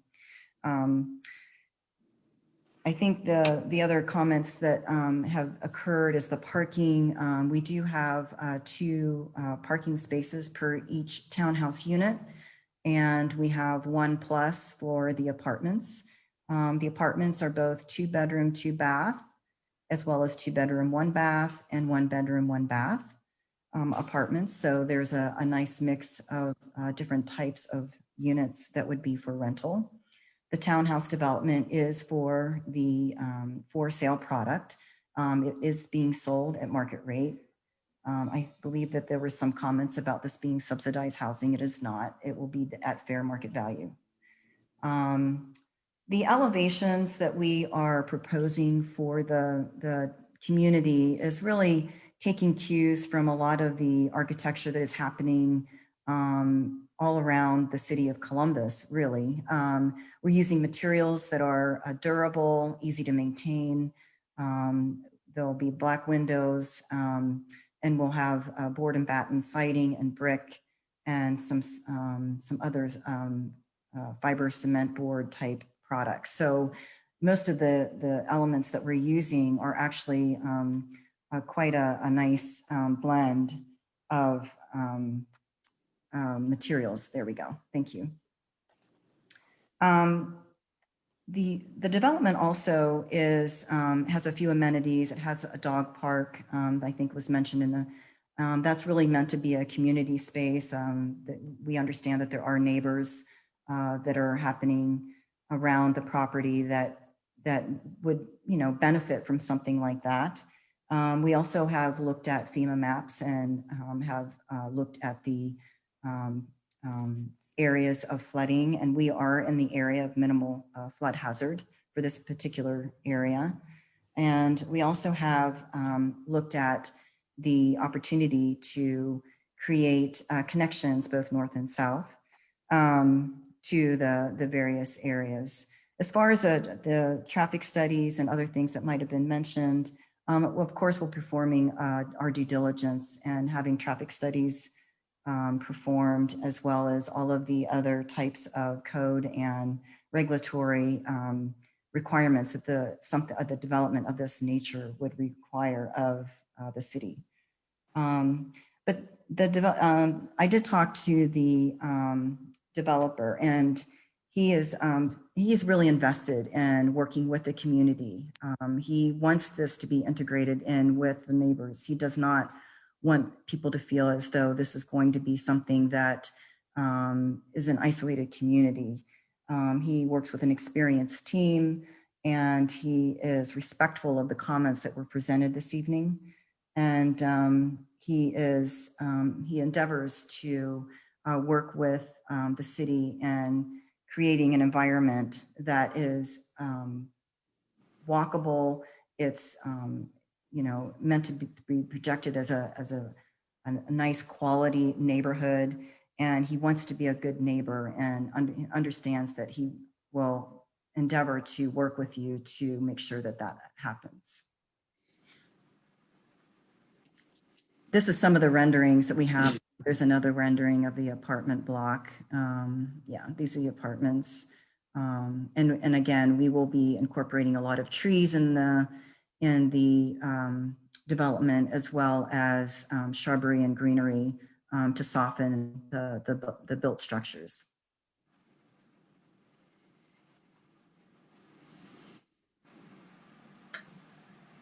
This is actually what would be viewed from Lancaster Avenue.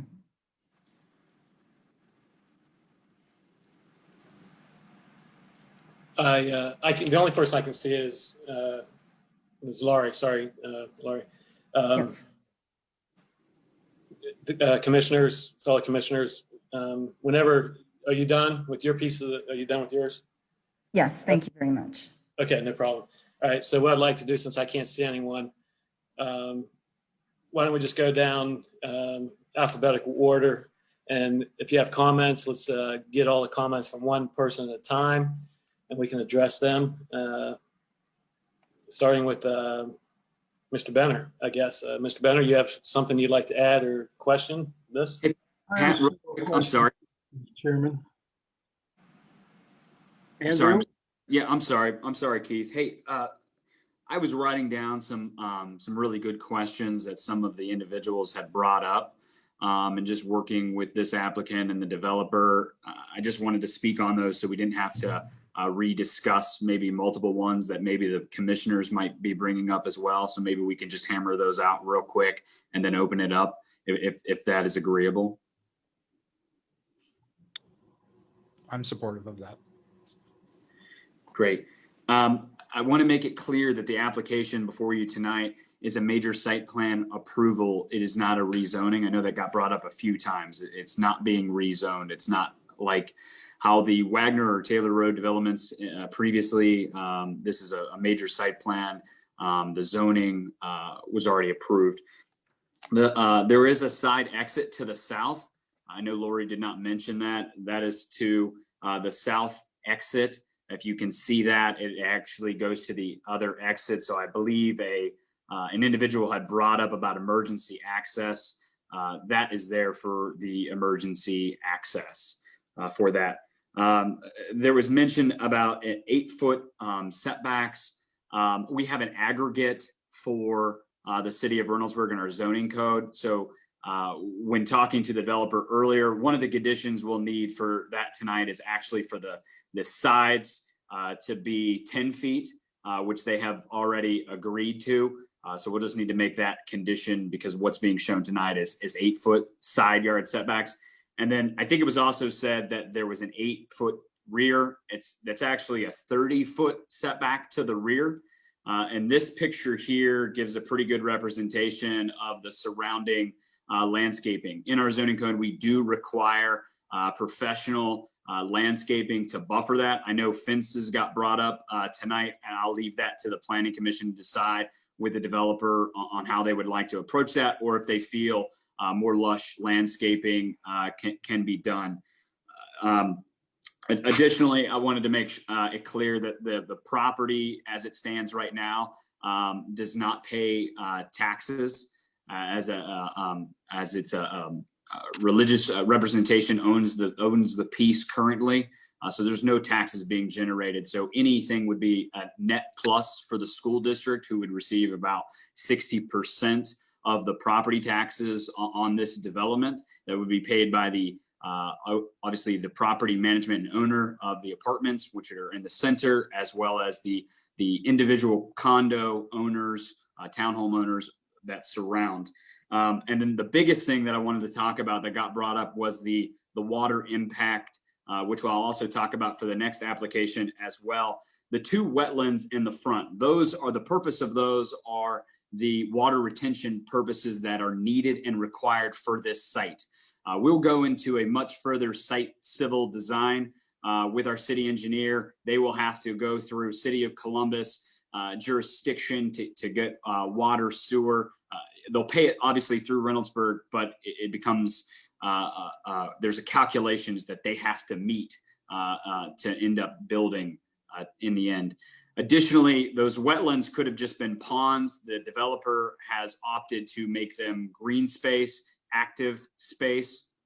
And with this development, you're probably seeing a lot of flooding because it's an empty field. Therefore, you get a lot of sheeting.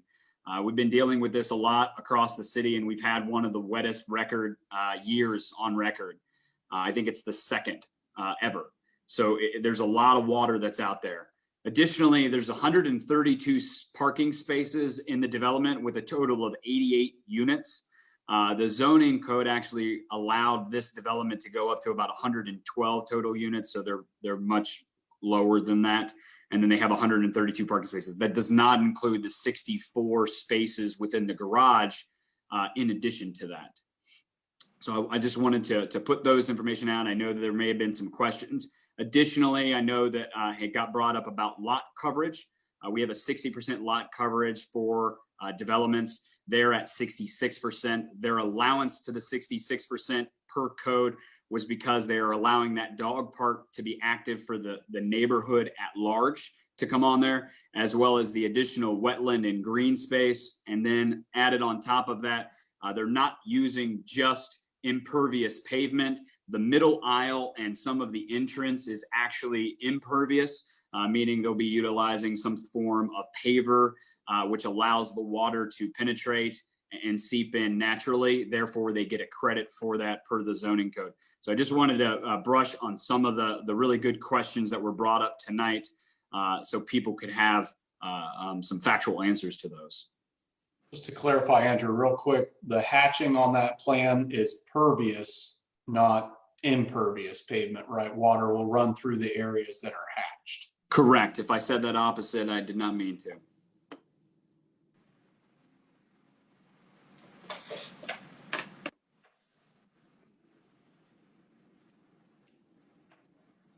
Okay, well, since we started with sort of an alphabetical order with Mr. Bowser and Mr. Benner, you want to pick it up from there, and you have any questions or comments for anyone?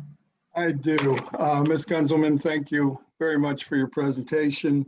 On the application, it indicates that Mr. Oliver is the owner of the property. Is that accurate?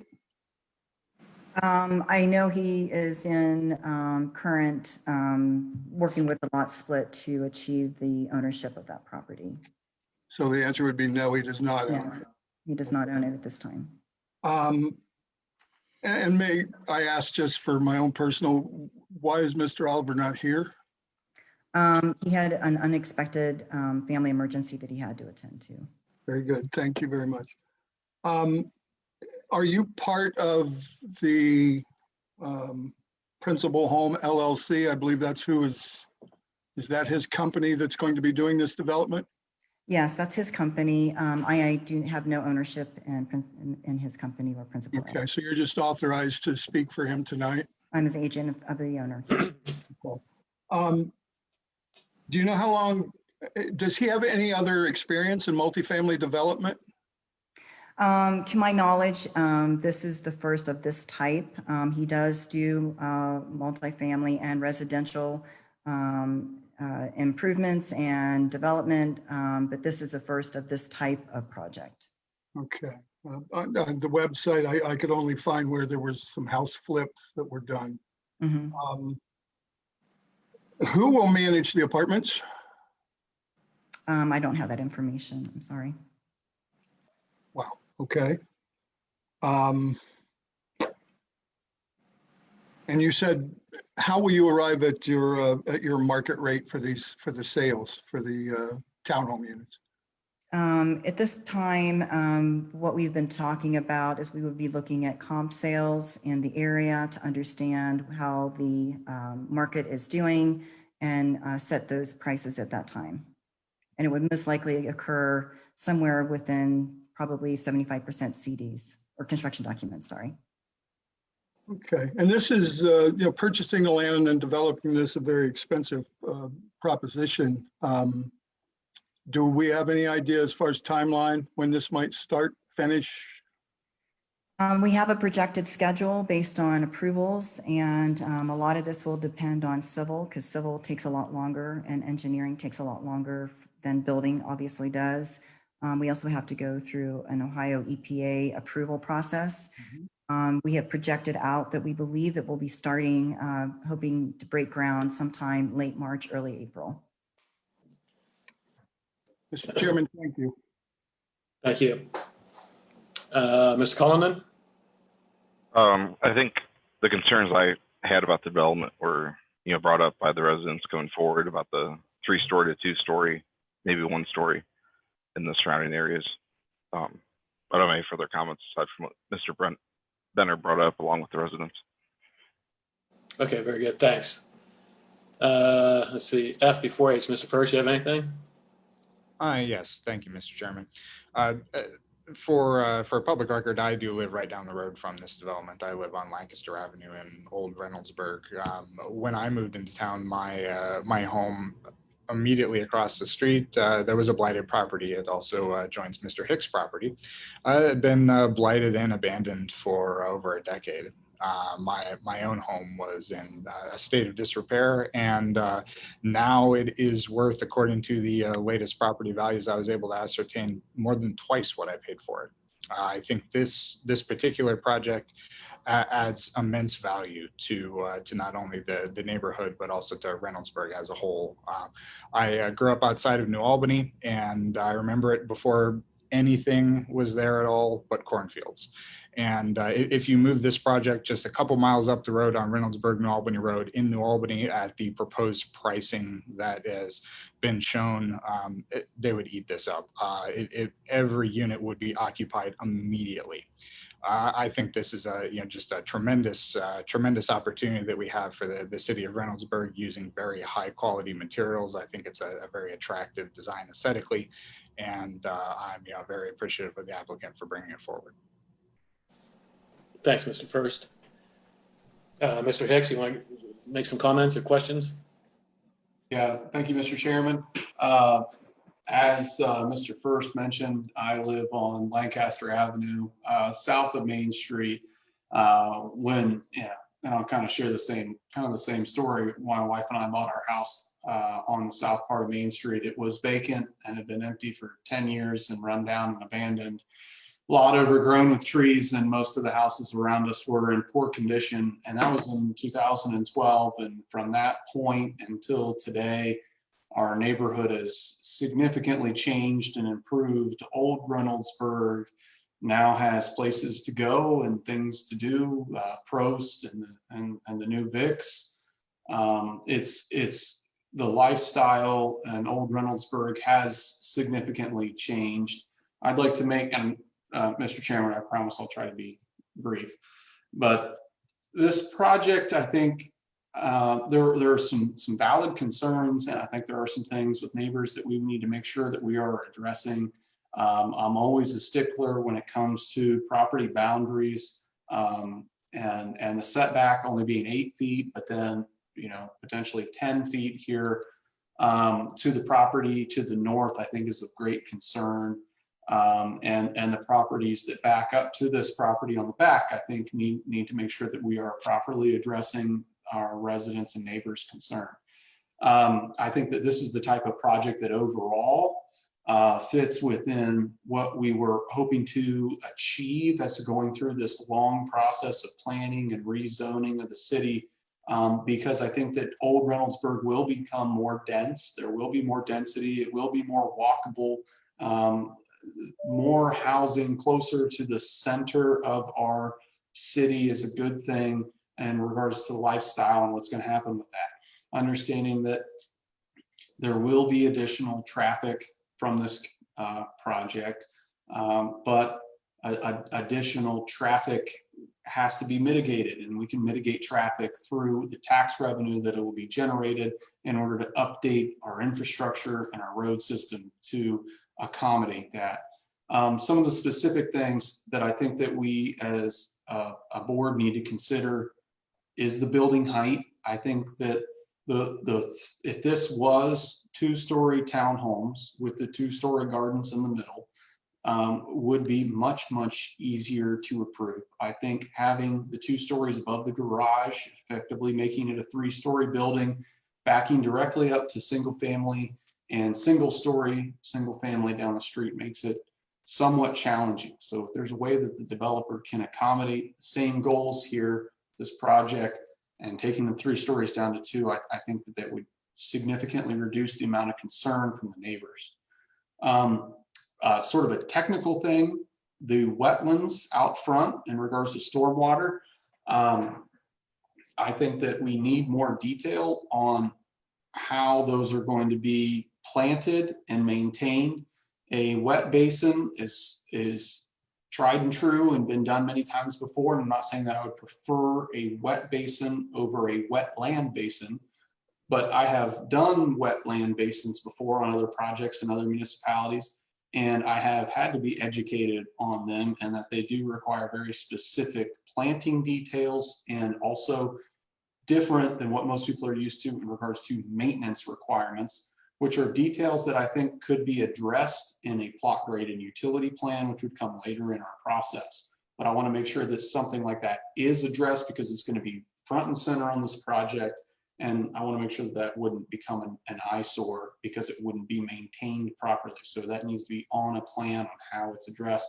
And if you end up doing wet basins with fountains in them, that's okay too. I don't have a problem with that. The vegetative buffer around the property, obviously there's a need for it on the northern property line, the single family owner on that side. There's currently no vegetative buffer shown on the south side where there is a parking lot.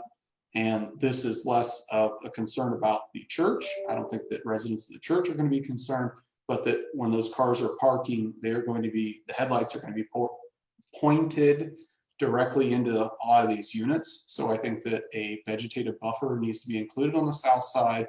And I think that we need to, if the units are going to be 3-story, something else needs to be done with the vegetative buffer on the north side, because those units will be visible from that property owner in their backyard or in their house or in their garage or anything. So something needs to be changed there.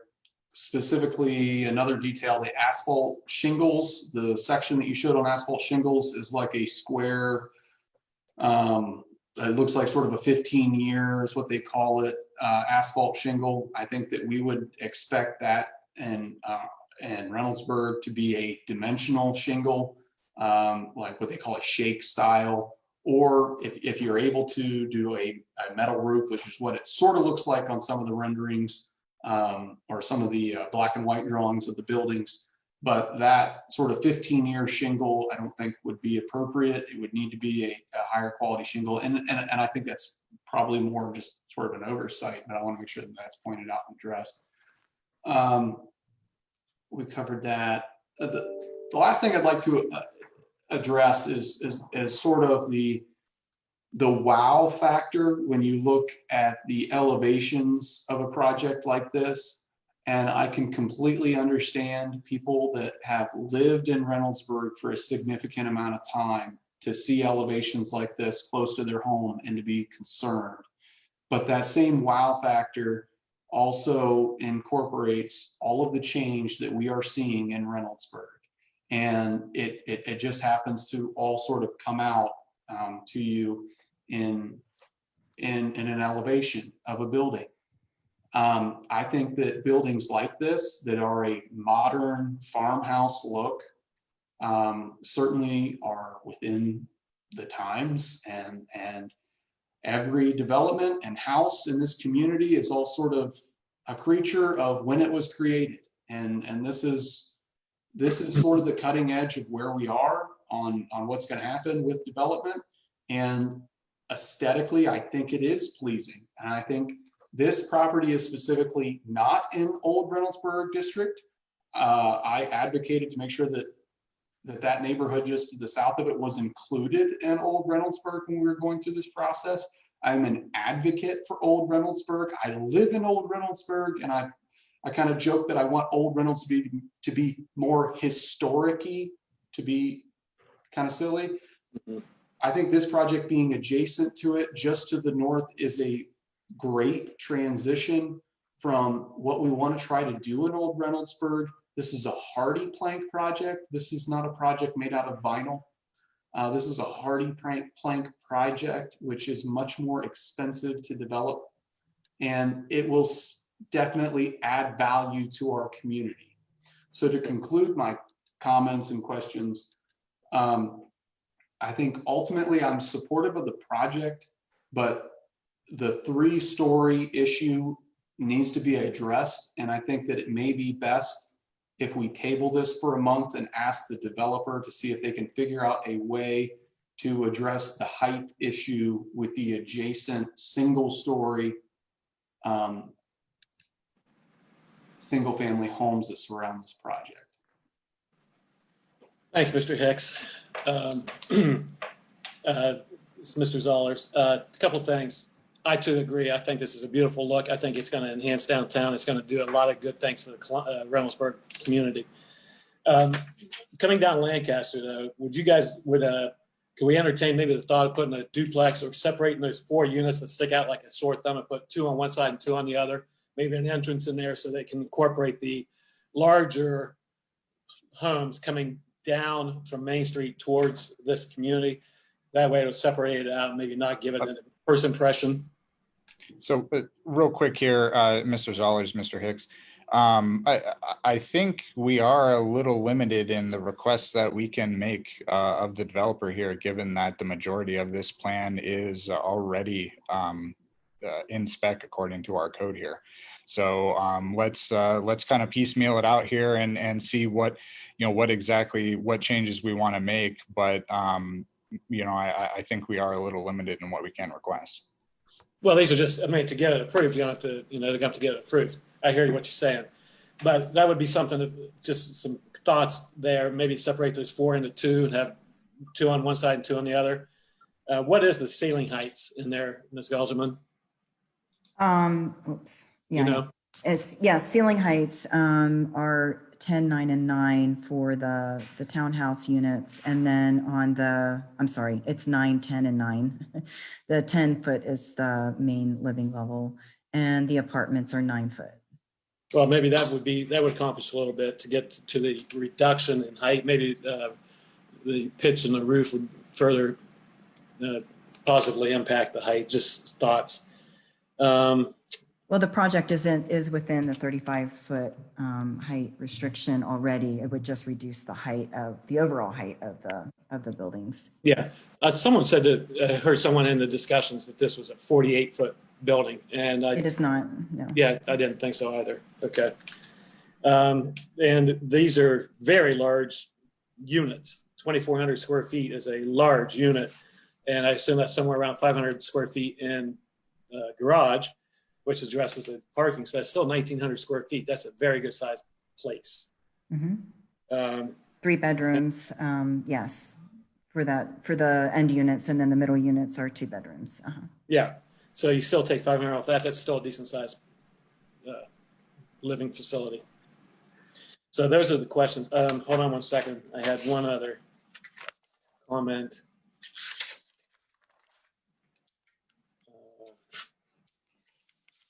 No, I guess I did write them all down. So Mr. First, you're saying that separating those 4 units is beyond our request capabilities? I would defer perhaps to Mr. Basher, the city attorney, but I do know that significant changes to this probably would not be legal according to our powers and responsibilities, given that it's except for the side setbacks we're in spec. Would anyone be able to answer that? Andrew or Mr. Strooks, fill in. I don't know your name. I'm sorry.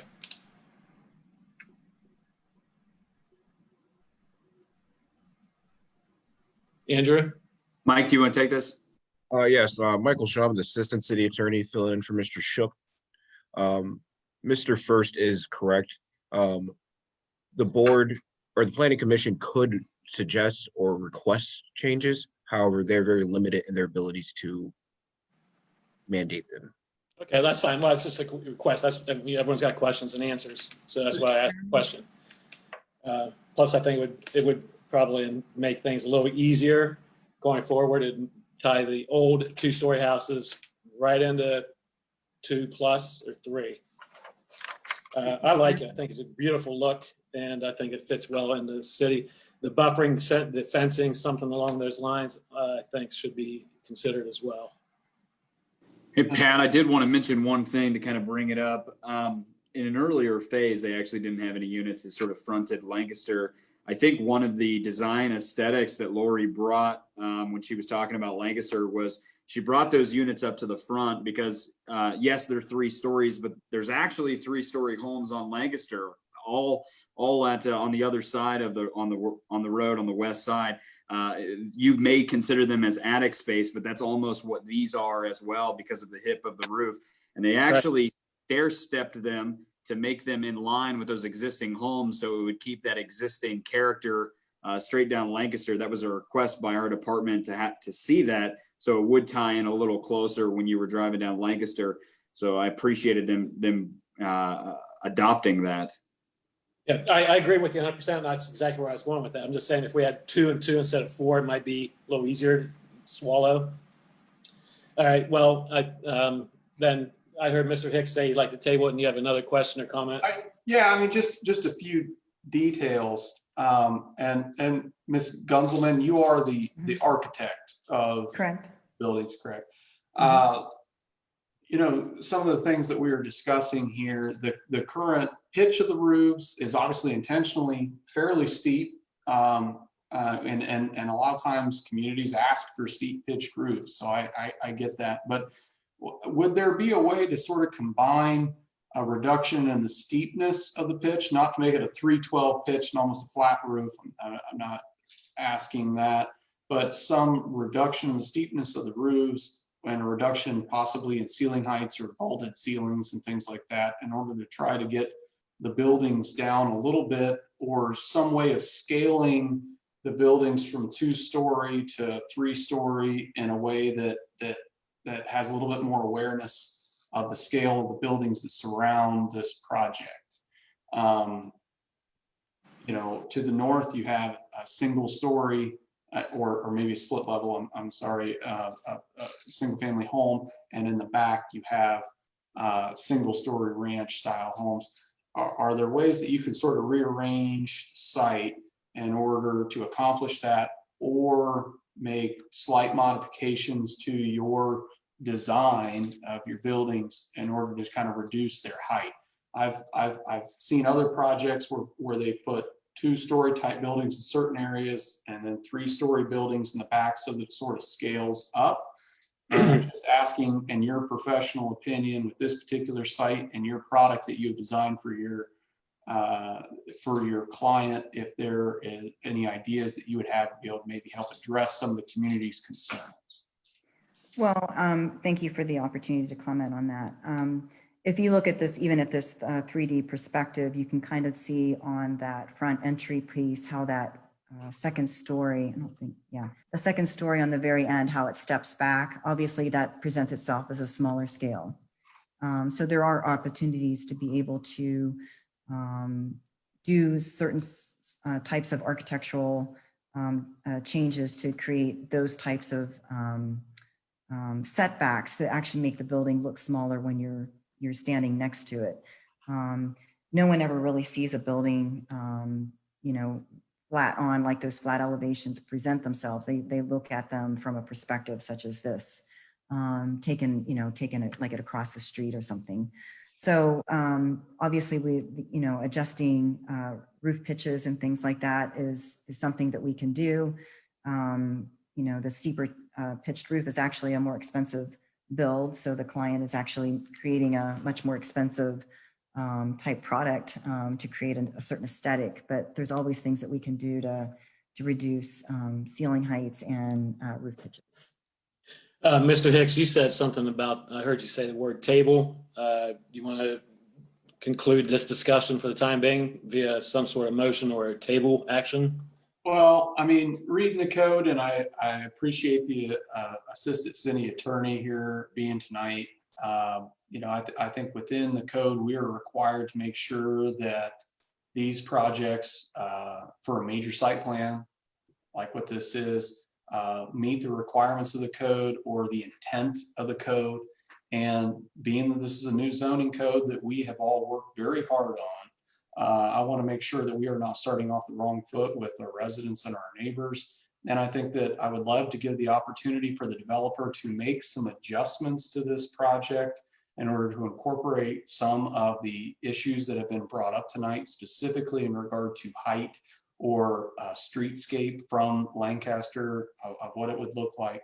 And I think that tabling this to our next month's meeting could result in us all having a much better project. So stating all that, I'd like to hereby move that we table this application until our next, our next scheduled meeting is next meeting, but it would be our, not to be all technical about this, I would like to move to table this until our October meeting, which would be October 8th. Mr. Hicks, if I could inject briefly, the planning commission can table a decision. You just have to make a decision within 60 days of the actual application. So you could table this discussion for now. Yeah. So would our next scheduled meeting on October 8th? Okay, is that a motion? Can you phrase that as a motion, please? Mr. Chairman, can I add something, please? Sure. It would seem to me that with the 60-day limit, if we go out to October, we may put undue burden on the developer. Although I would very much, like Mr. Hicks, appreciate if the developer himself were able to attend and answer some of these questions. Ms. Gunzelman has been very kind. She's well aware that she's within our zoning code and we're making requests. But she did initiate her comments saying that the developer was invested in the community and very looking forward to working with the community. I think if we can delay this, even if we have to have a special meeting for a period of time so that he can come and hear the changes that we would all maybe like to see, and then have time to look to decide about that and stay within the 60 days. I would agree that we should table. I'm just not sure we should wait until October to come back. Well, the next meeting's in what, 10 days? Whenever the next meeting is, it's right around the corner because this is the 27th already. And we leave within 60 days, Mr. Benner, of August 27th. We still, whether we want to have the regular scheduled meeting as originally planned back in January for next Thursday. We do have a BZBA meeting that has an application. It's actually the second one on our sheet for tonight. So if you're electing to, that would give them 7 days as a turnaround. If not, I believe that we would need to call a special meeting later in September. I don't think it's practical to act the professionals like Ms. Gunzelman to make any significant change within 7 days. But again, I don't want to, delay anything, any decision that we want to make in regards to this application all the way back to October. So I would respectfully like to ask if we could call a special meeting 17th. I mean, what works for the rest of the Planning Commission? Ms. Gunzelman, what works for you? I'm glad you asked, because 7 days would be a little challenging. Yeah. So I'm thankful that you didn't vote for that. Let me look at the calendar really quickly. We could meet something on 9/17.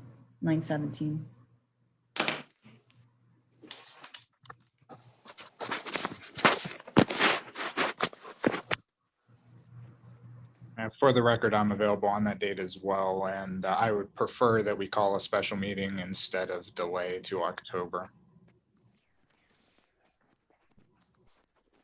Mr. Chairman, I'd like to make a motion. Go ahead, Mr. Hicks. I would like to move that we table this application to a specially scheduled Planning Commission meeting on September 17th.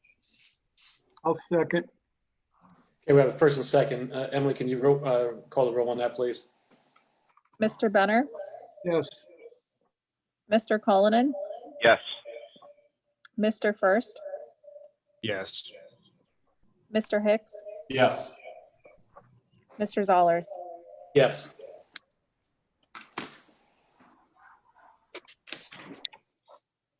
Okay, very good. Thank you. Good discussion. Good project. And Thank you very much for the opportunity to present.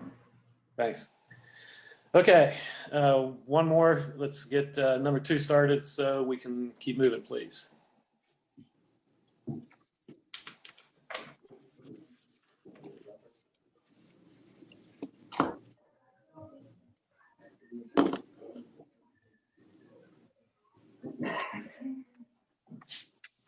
Thank you, Mr. Chair. I'll give an overview of this case. Sorry, we have a little echo in the room. This application is number 22-5347 for a major site plan at 8617 Taylor Road Southwest. Property is within the suburban residential zone. The applicant, Chris Bruzzese of Berardi and Partners Incorporated, is requesting Planning Commission approval of a major site plan for the construction of a new residential development consisting of 128 townhome units with a central clubhouse. This does include a mix of 98 2-bedroom and 30 3-bedroom units. There's an existing single-family home on what is a 15.2-acre site. This development will go before the Board of Zoning and Building Appeals on September 3rd for conditional use approval. And I do believe the applicants are on if they want to share more about the development, and I will pull up the site plan.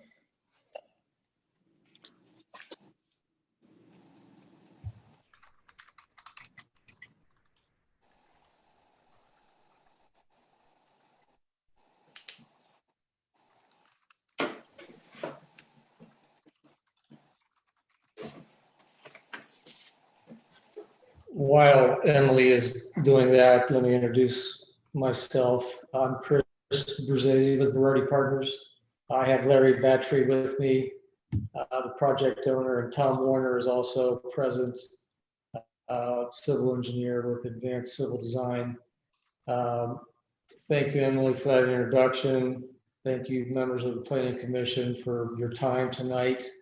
As Emily indicated, we're proposing 128 attached single-family units, all in 2-story structures.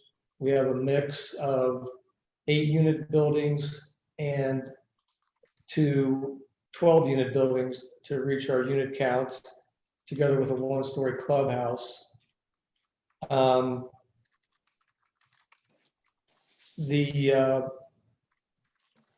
You can see the site layout there. At the front, we have a courtyard arrangement with 4 buildings.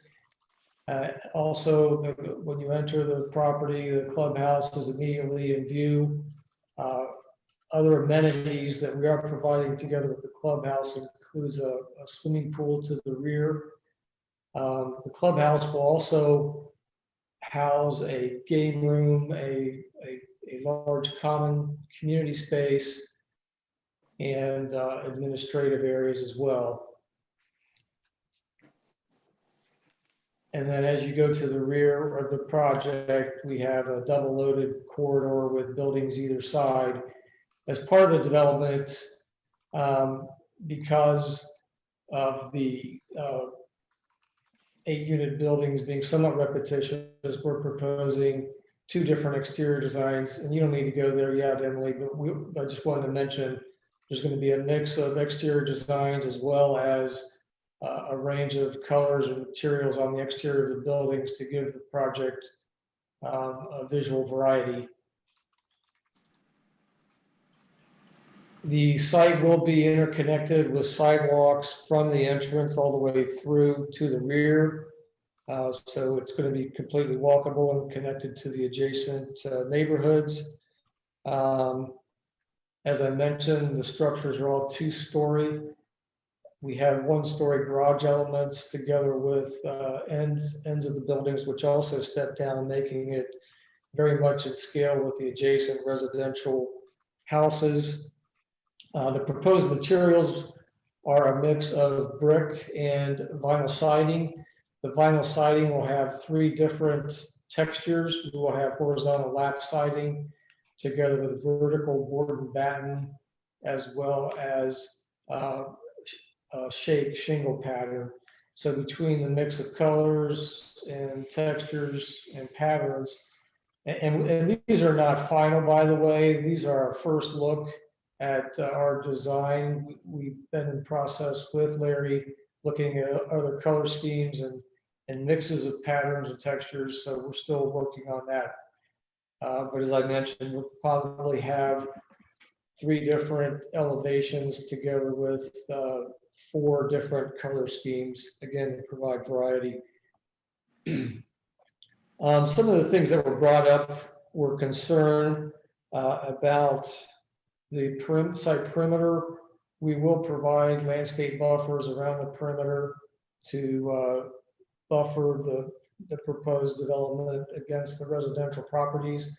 Our setbacks are actually quite generous, ranging anywhere from 50 feet down to, I think, the smallest setback we have is 29 feet. As far as engineering goes, if there are technical questions regarding that, Tom Warner here is available to answer those questions, but we will meet all of the city requirements for stormwater detention and runoff, as well as any utility or site lighting issues that may exist.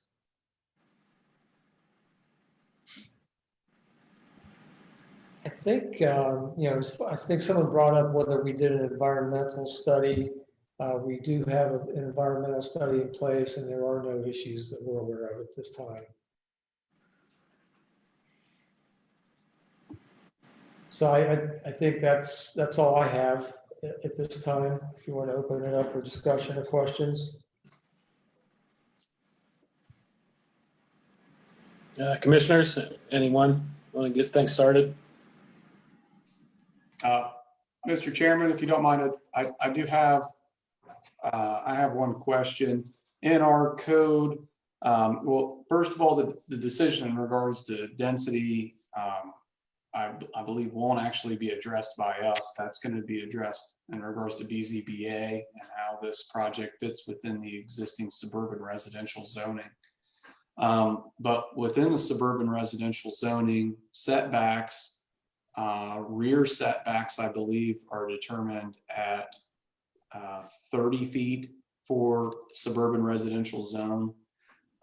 It's always goofy and somewhat odd in how setbacks, when you're talking about single family, it's normally pretty easy to understand, but in a multifamily project where they are sort of oriented in all different orientations within the lot. I think one of my biggest concerns on this project is how all this project gets along with the neighbors and the southern and in some parts the eastern property lines, the proximity of those buildings.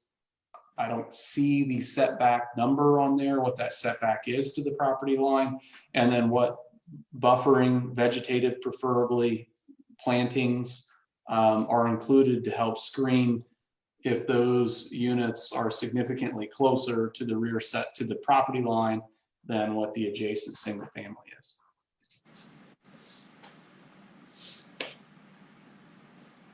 So if you go to the previous drawing, I believe all of these setback dimensions are articulated along the south property line. Sheet 1 of 2. And yes, regarding the landscape buffer, that landscape plan is obviously conceptual and not fully developed. But we intend to meet any buffer requirements that the code requires along that property line. 20 feet. We're 47 there with building 4, 49 at building 7. It then goes to 53 at building 9. As we continue to the east, you see the jog in the property line. We're down to 29 feet there and 27 at 12. And then 22 at the end of building 13. As you turn the corner, we're back more closer to 40 feet on the east property line.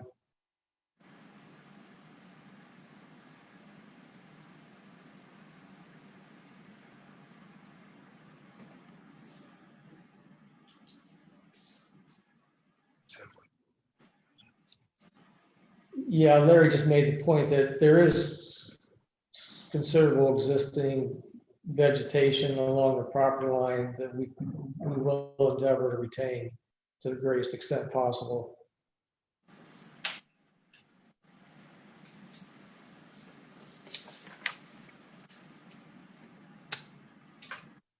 Mr. Hicks, you have any other questions?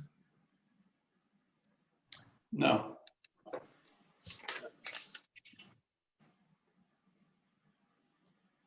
I saw, this is Mr. Zollers, a traffic study has been done. Am I reading this document correctly? Between 50 and 200 peak hour trips?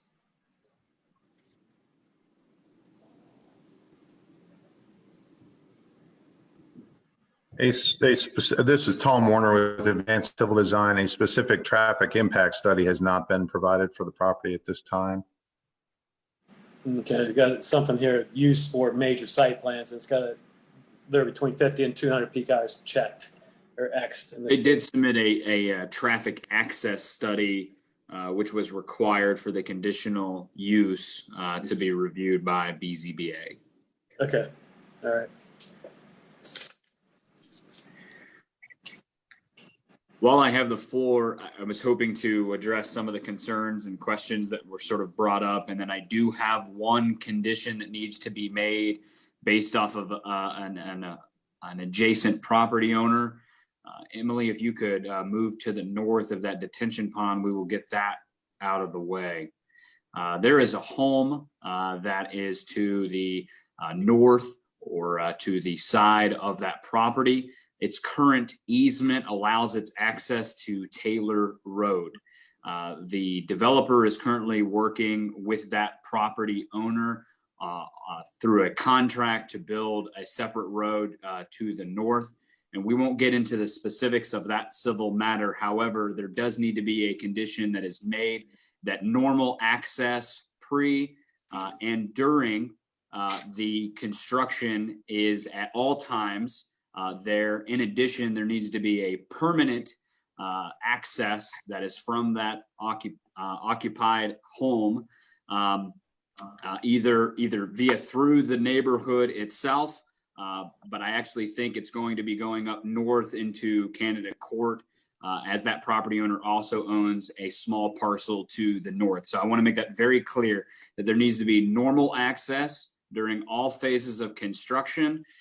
In addition, there needs to be a permanent paved, whether that's asphalt, pavers, or concrete. That is a matter between the developer and that homeowner, but that needs to be done, and that does need to be a condition that's placed into this because there is not a signed contract currently. So I just want to make sure, I don't care who does that, but if we do approve this tonight, that does need to be put in there.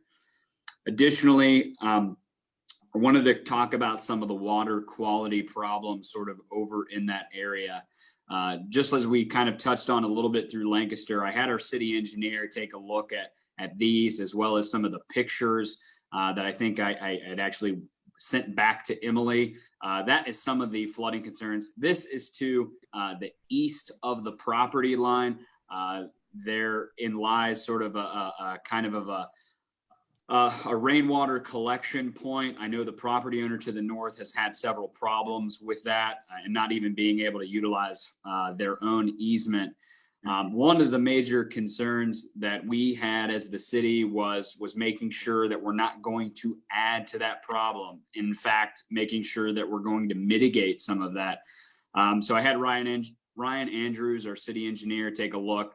What we are going to ensure is when we get into the plot grade utility of this development is that those detention ponds are made specific to hold water and not to release it to cause further issues. And in fact, it will actually make all of the homes to the east and to the north much more friendly to the stormwater collection, because they'll be holding it into a pond and not just led to spread out within that field.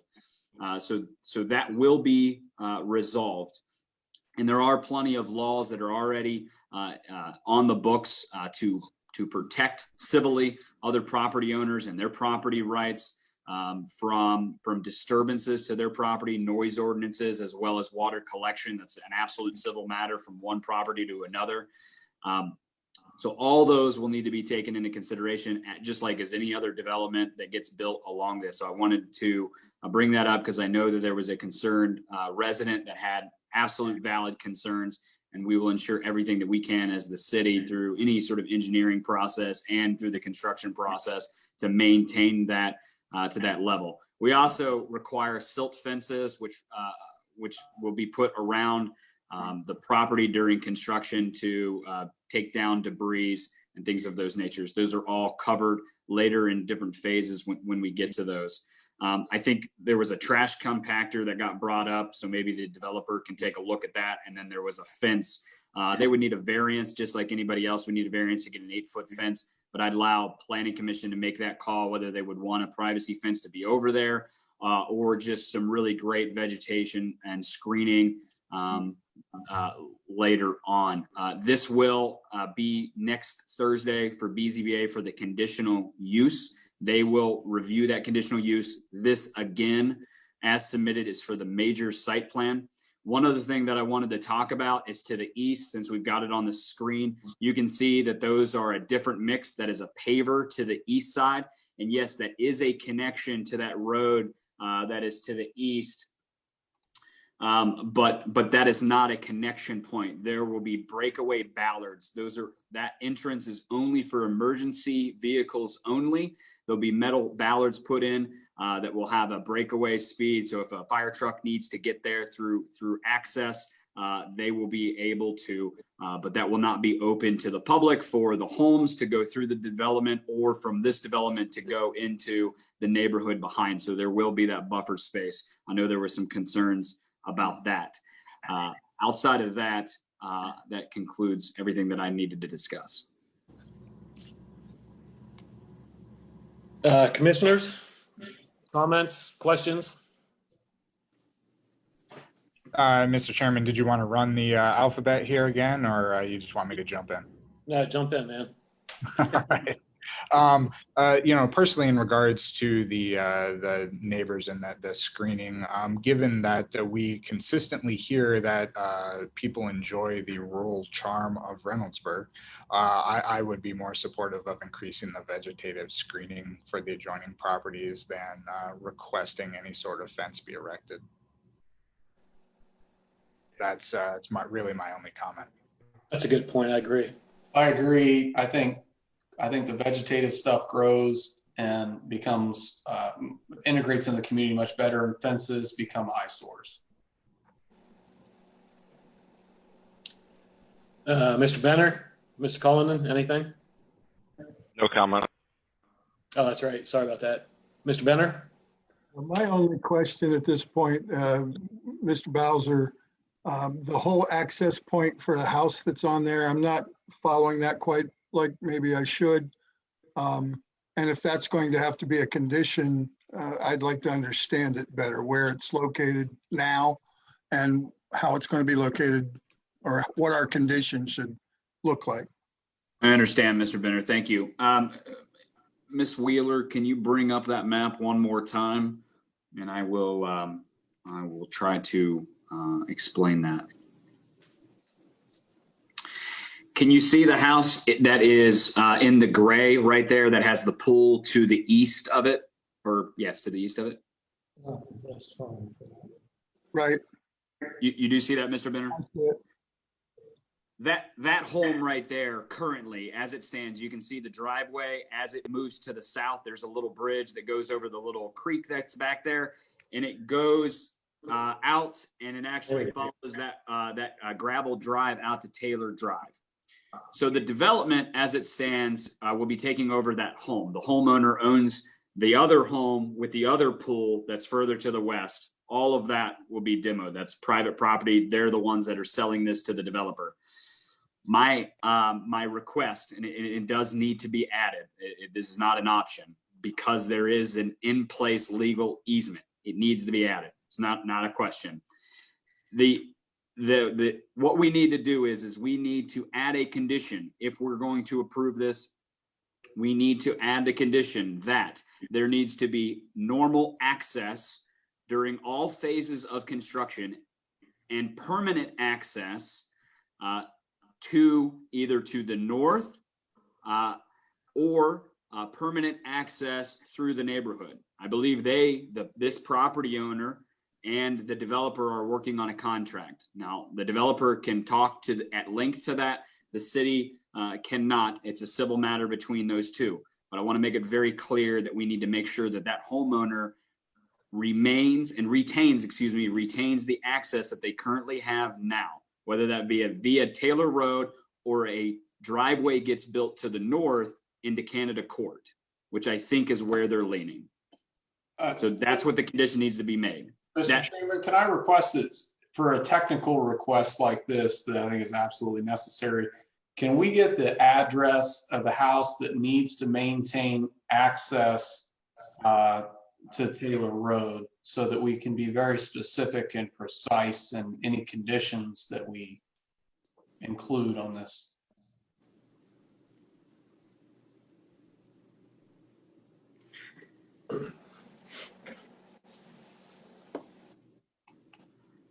Mr. Hicks, I'm going to grab that for you real quick. I don't have it offhand. Just give me 1 second. Well, while you're looking for that, Andrew, Berardi, gentlemen, what are the square footages of these units? Do you know roughly? Roughly the 2-bedroom units are 1,400, 1,450, excluding the garage. The 3-bedroom units are right close to 1,700 square feet. Not including the garage. Okay, thanks. Correct.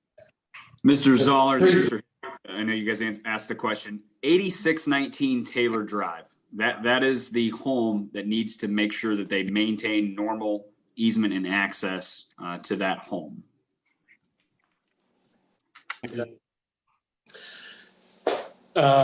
Anyone care to make a motion on this subject?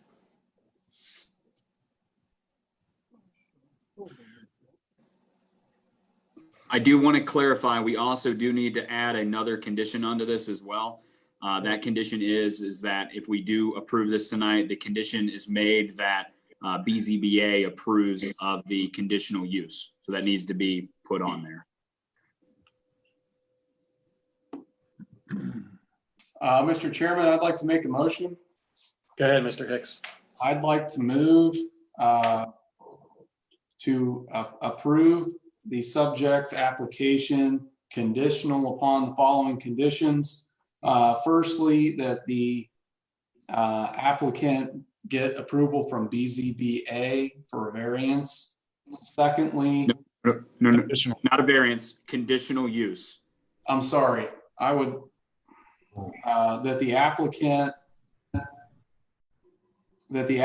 achieve a conditional use from the BZBA, that the applicant include additional buffering, landscape buffering along the southern and eastern border of the property as approved by staff, and that the project provide throughout the entire construction and development process continuous ingress and egress to the property at 8619 Taylor Drive.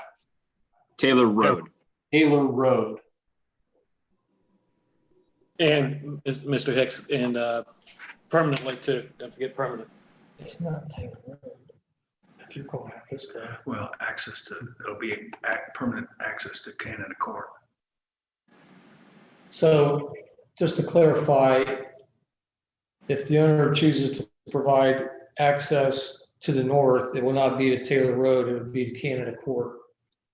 And that would suffice. We just need to make sure that they have constant access either to the north or to Taylor Road. That is the condition. Okay, that's good. Okay. I'd like to amend my condition to include the clarification provided by Mr. Bowsher, just to be clear. This Okay. is Mr. First, I second. Love it. Thank you, Mr. First. Okay, we have a first and a second for approval. Would you call the roll, please, Emily? Mr. Benner, Yes. Mr. Cullinan, Abstain. Mr. First, Yes. Mr. Hicks, Yes. Mr. Zollers. Yes. Okay. Thank you. Thank you. Thank you. Deuce, good job. Okay, 1 and 2, any other business? All right, hearing none, this meeting's adjourned. Mr. Chairman, could I just ask quickly if staff had any applications planned for our normal meeting in September? What's our normal meeting date? Or did we already cancel our normal meeting date in September? I think we were leaving it open in case we did have application. That's September 3rd when we do have that special BZBA meeting called. Emily, do we have any applications for? We have not received any, and at this point it would be probably too late for a new submittal, so we will move to cancel the meeting on the 3rd. I had taken our September 3rd meeting off my calendar. I don't know, is that what we discussed in the last meeting? I just want to make sure it's clear that our next meeting will be the 17th, which is the special meeting. Yeah. Yes, correct. Okay. All right. Then this wraps us up. Great conversation. Good job, guys. Thank you for all your time and efforts. Have a good one. Thanks, Steve. Thank you.